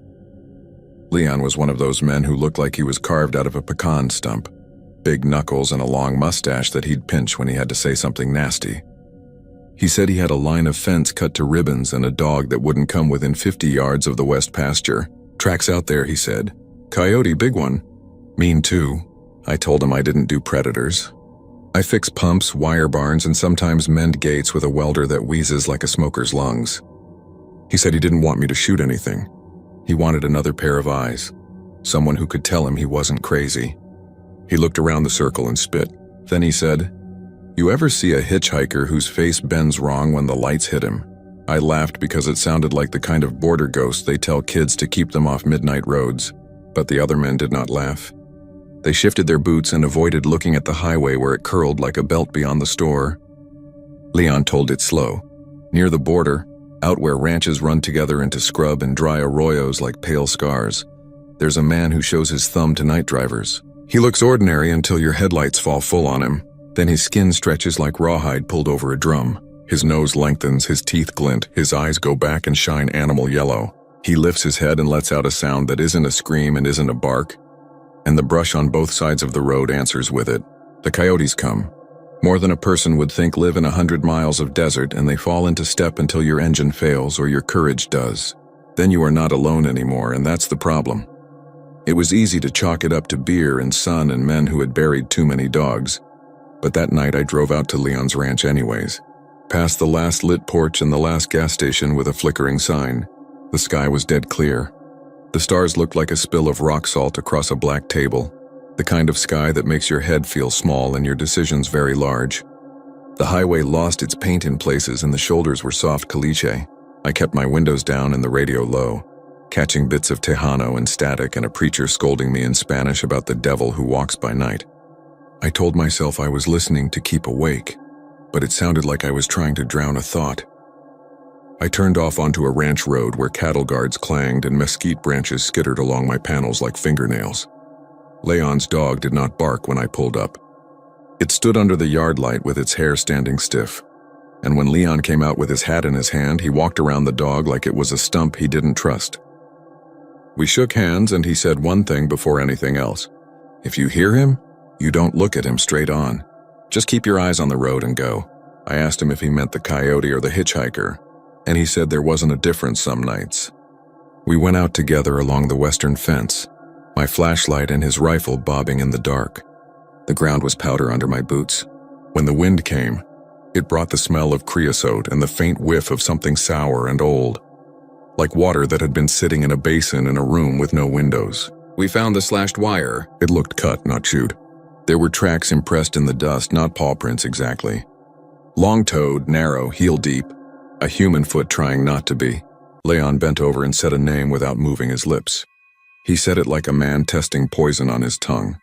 Coyote-faced man. We stood for a while without speaking. The dog, still back at the house, started a low whine that came like a thread across the open. Leon straightened and told me about a cousin who had taken a job with a meat-packing truck, running late shifts along the border to avoid the heat. Sometimes they hauled boxed beef. Sometimes they hauled what was left after boxed beef. The cousin had once stopped for a hitchhiker near the intersection of two lonely roads, miles of cruces lining the edges where people had gone off and didn't come back. The hitchhiker had a hat pulled low and a denim jacket too heavy for summer. The cousin's headlights had brushed him and then driven onto him full, and that was when the cousin had seen the face pulled tight and long, a snout pushing forward without bone to hold it. The mouth opened in a long U, and the sound that came out fogged the inside of the windshield, though the window was down. From the brush, 100 throats answered at once. The cousin had turned the wheel without thinking and ended up in the ditch where Prickly Pear tore his tires, and the truck sagged with a hiss. He did not open the door. He did not blow the horn. He sat with his hands on 10 and 2 while nails clicked along the metal outside in a circle. And when morning came, the truck was still running and his hair had gone white above his ears like frost. That story hung with me as Leon showed me the rest of the fence, and we patched what we could, twisting wire that looked like it had tried to pull itself from the earth. The night animals resumed their usual soundtrack. A nightjar blurted. Something small skittered. We walked back in silence. At his porch, Leon clapped my shoulder and said I should head back before midnight. He said it with a smile, but his eyes were tight. The dog had crawled under his truck and would not come out. When I backed down his lane, I looked at the rear view and saw Leon lift his hand as if he meant to make a sign. Something you'd see painted above a church door or nailed to a gate in Mexico. I told myself I was seeing what I wanted. That's a thing we do out there. We tell ourselves the shape of our fear is our own idea. The highway felt wider when I hit it. I set the cruise at 60 and rolled the windows down. The air was warming as the night got older, heat rising from the ground and bringing with it the smell of dampness that wasn't water, but the memory of it. I passed a mile marker I recognized. It had a bullet hole through the 4. I passed a wash where the mesquites grew taller and threw a thicker shade. On the far side of that wash, a figure stepped from the brush with a thumb out. I saw him in the corner of my eye first, just a movement that human bodies make when they intend to be seen and let you do the rest. I had time to tell myself a lie before my headlights washed him. I told myself he was a worker heading home late. I told myself he had a family waiting and a long walk in the dark ahead. I told myself the stories were put in my head by an old man with a cut fence and a spooked dog. The light fell full and his face changed. It looked like something being pulled through a ring. The cheeks stretched and smoothed, the nose sharpening and pushing forward without lines to hold it. His lips thinned and receded and teeth looked too long to be crowded in gums. The eyes went gold and back like animals do, and seemed to shine without reflecting anything. He tilted his head as if testing a hinge. His mouth opened wider than a man's should go. The sound that came out pressed on the air. It wrinkled the skin on my arms and pushed against the thin cartilage inside my ears. I did not stop. I did not slam the brakes or swerve. I did exactly what Leon had said without knowing I was doing it. I kept my eyes on the ribbon of road and I drove. The answering sound rose from both sides at once. It was not only coyotes. There were voices in there that sounded like children far away, and some that sounded like dogs and some that were human voices trying not to be. The brush shook without wind. I kept the wheel straight while something like a hand slapped the side of my truck, and something like claws clattered across the hood and the roof. I smelled urine and something like pennies rubbed between fingers. My radio spat, went dead for a breath, then came back with a song I hadn't tuned. A ranchera about a man who loses his name at the crossing. The needle on my gas gauge dipped and rose and dipped again as if the truck were heaving. You can talk yourself out of anything if you give your mouth enough work to do. I told myself the man had a mask, a Halloween trick bought cheap at a roadside stand. I told myself a pack of dogs could sound like anything in the right canyon. I told myself the slap on my truck was a branch, the clatter a rock. Then ahead where the highway dipped and rose, I saw another hitchhiker, then another, then 3 more, spaced just so, each with a thumb out, each flickering in and out of the edge of my lights. The rules of the road are for roads that have rules. This highway had gone thinner. It felt like a fuse burning toward something. I kept my foot steady. The first figure did not look at me as I passed, only lifted his chin as if to smell what I was and map it. The second smiled. His lips did not cover his teeth. In the mirror I saw their heads tilt back, saw their mouths open. The answering came like the shiver of a string when you tap it. Every bush and rock and culvert held a throat. When I reached the long straight where the power lines run like stitches toward the horizon, the truck shuddered, and the engine died as if a switch had been thrown. I coasted and braked and felt the wheel go heavy in my hands. The lights did not go out. I wish they had. The beams lit the white lines and the stubbled grass of the shoulder and the low wire fence beyond, and the space where the first of them walked into the light. He came on the center line with his thumb still out, a joke now, a gesture he did not need. His hat brim shaded his eyes until he lifted his head. The air pressed down again when he opened his mouth. He did not touch the truck. Something tapped the passenger handle. Something else fell heavy into the bed. Then two somethings, then many light feet shifting as if finding places in a circle. My window was open and I could feel the heat of bodies, the way animals carry their own weather around them. I did a small thing. I reached up and pushed my dome light on. It glowed a weak yellow and lit my hands on the wheel. I don't know why I did it. Maybe I wanted a human light against everything else. Maybe I wanted whatever was outside to see I was a person and not food. The coyote-faced man laughed. It was dry and short and not joyous. It was old. He pressed his hand against the glass of my window without smearing it, which was wrong. The fingers were long and the nails seemed to wake up as I stared at them. He leaned close enough for me to see his skin pulling, the way it did not know where to stop and settle.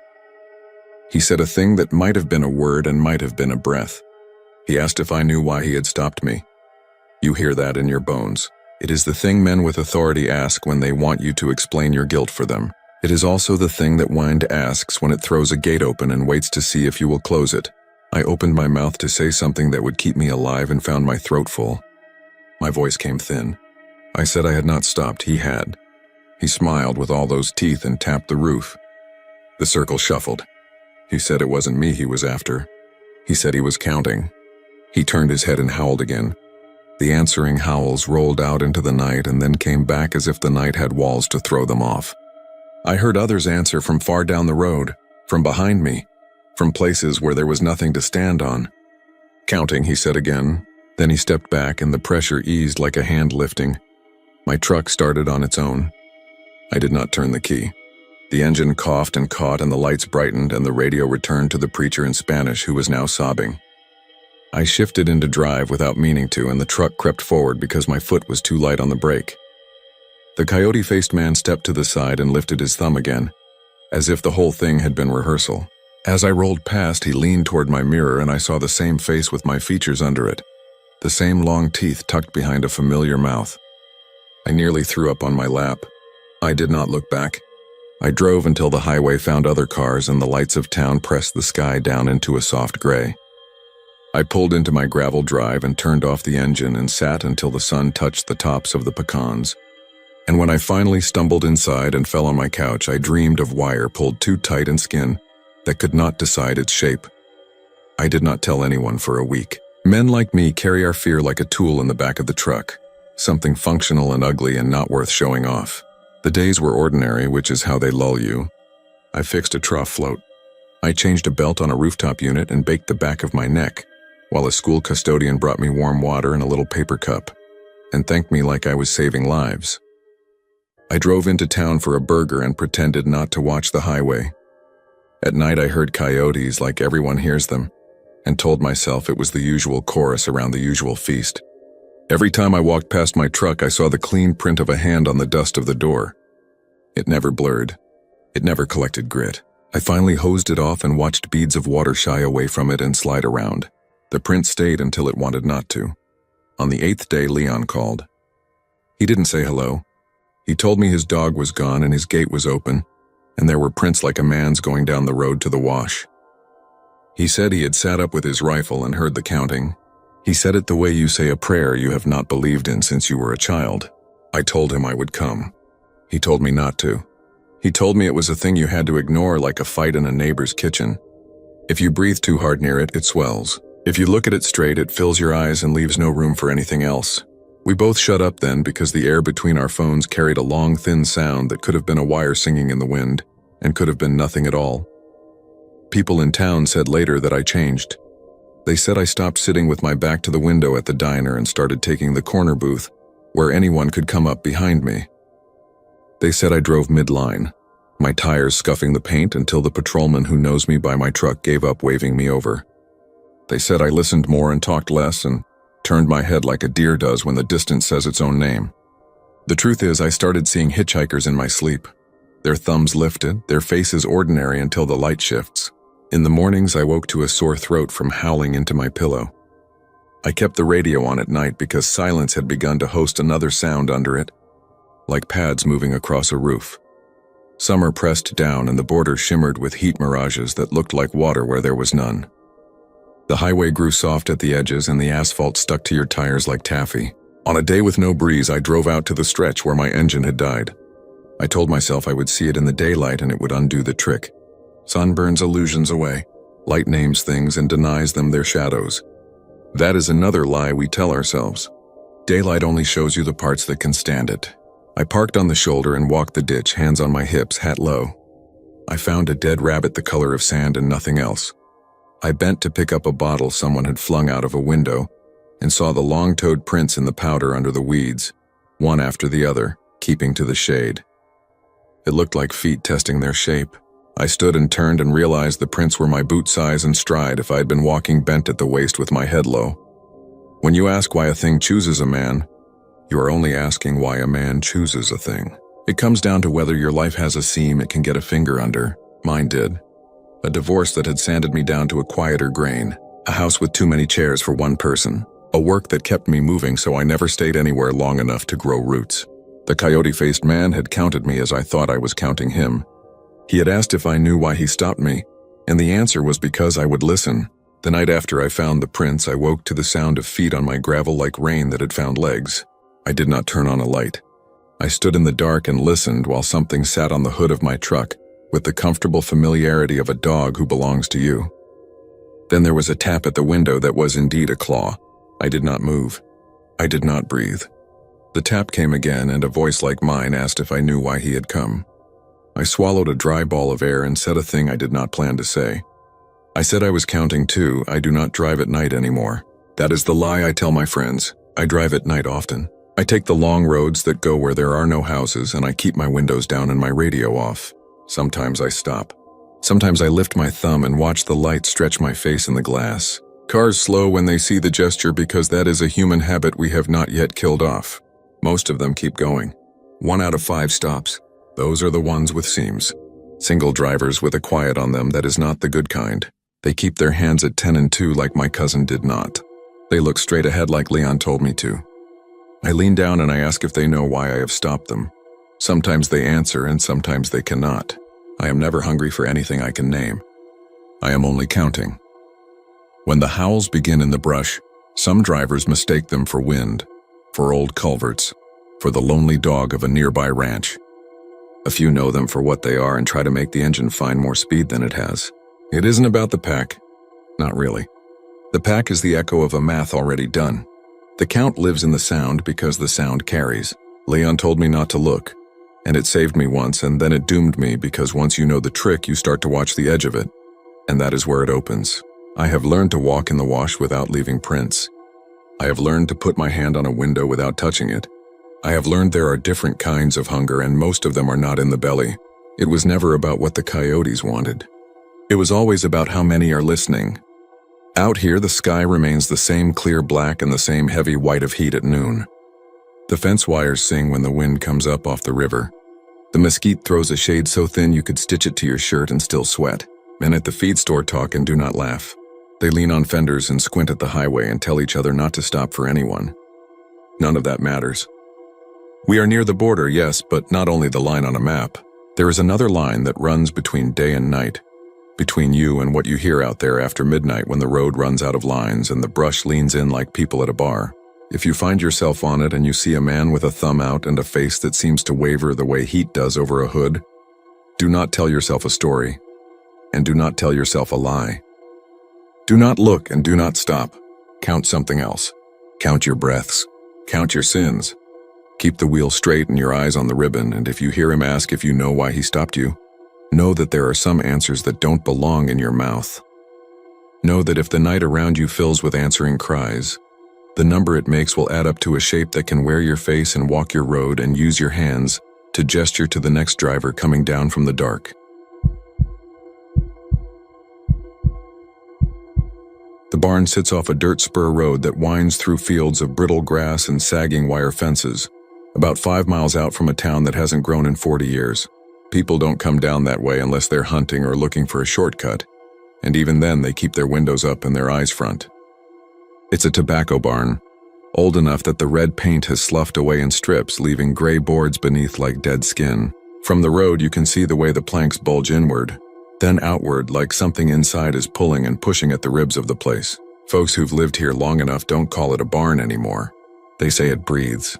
The story goes that if you park there at night and kill your engine, you'll hear the whole structure groaning with each inhale. Boards flex, nails squeal in their holes, and in the silence between you can catch the pulse of a slow, heavy heartbeat. The old-timers say if you press your ear against the siding, you'll hear your name whispered back at you, wet and close, as though someone is standing inside with their mouth against the wall. Teenagers have dared each other for generations, though most don't stay long. Some drive off pale and sick, swearing they felt the barn's boards grow warm beneath their palms like skin stretched too tight. A handful never came home at all. Their cars were found miles down the dirt road, doors open, headlights burning into nothing. No tracks to follow, just abandoned vehicles like forgotten toys. The sheriff chalks it up to runaways or foul play, but people around here know better. They say the barn takes its own. What makes the place worse is that nobody remembers when it was first built. The deeds and maps from the county archives list the land as fallow back into the late 1800s. There's no record of tobacco fields ever being planted in that area. No farmer staked his livelihood out there. No family name tied to the earth. Just this barn, squatting by itself like it was dropped out of the sky. My father told me once, after a long night of bourbon, that his grandfather had gone up there with a church group in the 30s. They wanted to tear it down, thinking it was the devil's roost. They carried axes and lanterns and rope, planning to burn whatever was inside. They didn't get past the front doors. He said when they touched the handles, the wood rattled like teeth and every lantern flame blew out at once. They scattered and no one ever brought the subject up again. But one of the men who went, a deacon, hanged himself a week later in his smokehouse. Folks whispered he'd heard the barn calling for him at night. I never planned on seeing it myself, but the kind of work I do takes me down roads people forget. I inspect rural properties for insurance companies, the sort of jobs no one else wants because they're too far out and the pay is thin. I'd heard the barn mentioned plenty, always in low voices, but when I got an address last October for an evaluation, it happened to sit right near that dirt spur. I didn't notice until I was already halfway down. The late afternoon sun stretched long across the fields and the air carried the dry copper smell of autumn. That's when I saw it, hunched against the tree line like some animal pretending to be still. The sight of it clawed a cold hand up my spine. I told myself I was being foolish. It was just wood, just a barn. Curiosity has a way of leaning heavier than common sense. I parked on the gravel shoulder and stepped out. The air was so still I could hear the crunch of my boots like gunshots. The barn loomed bigger up close, taller than any tobacco shed I'd ever seen, with boards that warped outward as if pressure inside was straining to get loose. I swear the whole structure shivered faintly, as if it had drawn breath the moment I looked away and was waiting for me to notice. I walked up to the wall and laid my hand against it. It was warm. Not sun-warm either, but the damp heat of flesh. I pulled back fast, heart rattling, but my handprint remained for a second too long before fading. Against my better judgment, I leaned in. The wood smelled sour, almost sweet like rot. I pressed my ear to the wall. At first I heard nothing but the windless hush of the fields. Then something slow and deep. A thump spaced by silence, steady as a human heart. I wanted to step away, but couldn't. Then came the whisper, thin and moist, curling straight into my ear. It said my name, clear as my mother calling me for supper. I staggered back, nearly tripping, bile burning my throat. I didn't stick around to see if it said it again. I ran to my truck, threw it into gear, and didn't stop until the barn was a shrinking shadow in my rearview mirror. That night I couldn't sleep. I kept hearing it, that whisper, threaded through the crickets and the distant hum of the highway. I told myself I'd imagined it, stress, echoes, but then the knocking started. Faint, like someone tapping on my bedroom wall from the inside. It came 3 times, then silence. Around 2 a.m. my phone buzzed. No number. I answered and pressed it to my ear. At first just static, then beneath it the same wet whisper, my name drawn out long. I threw the phone across the room. The screen lit up again by itself, no number. No words, just that heartbeat pulsing in the speaker. I yanked the battery out and sat shaking until dawn. I thought about leaving town. I thought about burning the barn myself, but the memory of my great-grandfather's story stopped me cold. And then something happened that settled the matter. 2 days later, a girl from town vanished. 16, last seen on that same road. They found her car door open, engine running, radio playing static. They never found her. I didn't tell the sheriff what I knew. I couldn't, who would believe me? But I knew where she'd gone, or what had taken her. Since then, I hear the barn everywhere. When the house settles at night, it's the barn's groan. When my heartbeat pounds too loud in my ears, it syncs with that other heavier beat I felt through the boards. And sometimes, when the dark is quietest, I hear the whisper again. My name, soft as breath, coaxing me back down that dirt road. I haven't gone yet, but I know I will. Because the barn doesn't stop. It waits, it breathes. And sooner or later, it'll draw me in with the rest of them.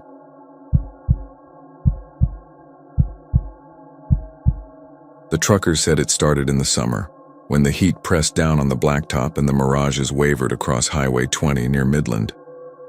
A few of them were running their rigs late, pushing freight through the endless desert when the CB chatter turned strange. Static filled the speakers, crackling in that normal way. Then through it came a voice that wasn't a trucker's. It was faint, like someone talking from the bottom of a well, broken up by the hiss and pop of the airwaves. The words weren't clear at first, but every man swore he heard the same thing. Help me. I'm stuck, please. Then the voice gave numbers, a set of coordinates spoken over and over like a machine. Each trucker who heard it checked later, punching the numbers into their GPS or asking around. And every time the location was the same. An old rest stop that hadn't been there for 20 years, bulldozed down to nothing but cracked foundation slabs and weeds. It was the kind of place drivers used to know by heart. A cinder block bathroom building, a couple of soda machines with sun-faded logos, a dozen parking slots for semis. People had said the spot was cursed even before it was shut down, because too many accidents happened around it.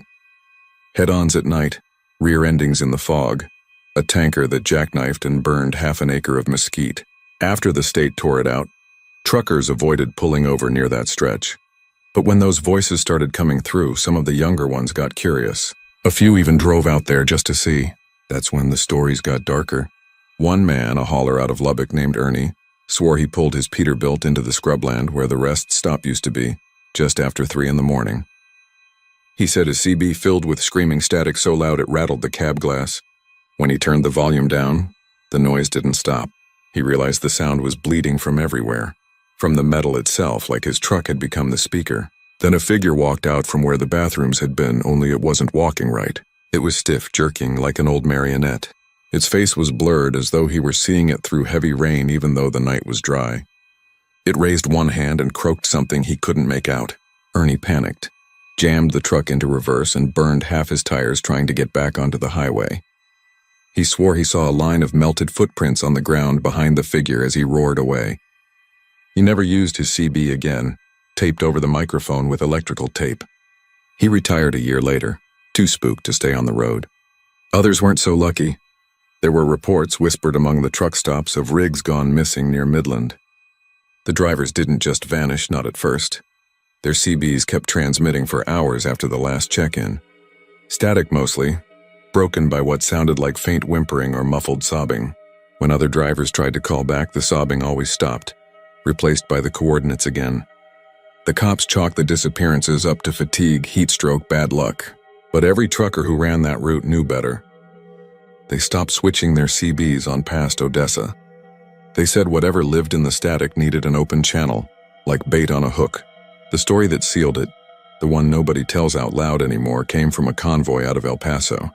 3 trucks running together, close enough to see each other's taillights. Around 2 a.m, just before they hit Midland, all 3 CBs lit up at once. The same voice, this time clearer. "Help me, God, it hurts." Over and over, rising into a keening wail. The lead driver said his rig shook like something had crawled up into the frame and was hammering from the inside. The second swore he saw figures in the rear view, dozens of them pacing his trailer barefoot across the asphalt. The third didn't make it out. His truck peeled off suddenly, no brake lights, no signal.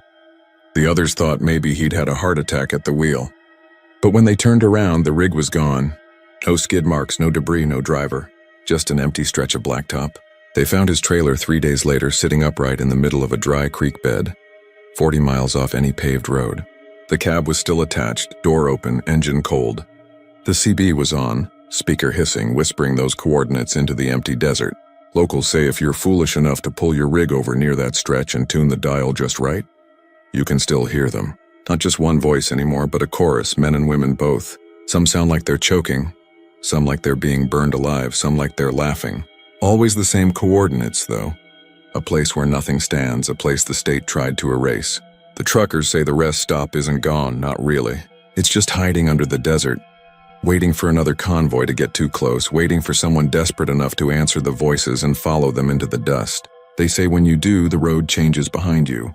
The night grows thicker, the stars dim, and the air starts smelling like old gasoline. You'll see the rest stop glowing faint at the horizon.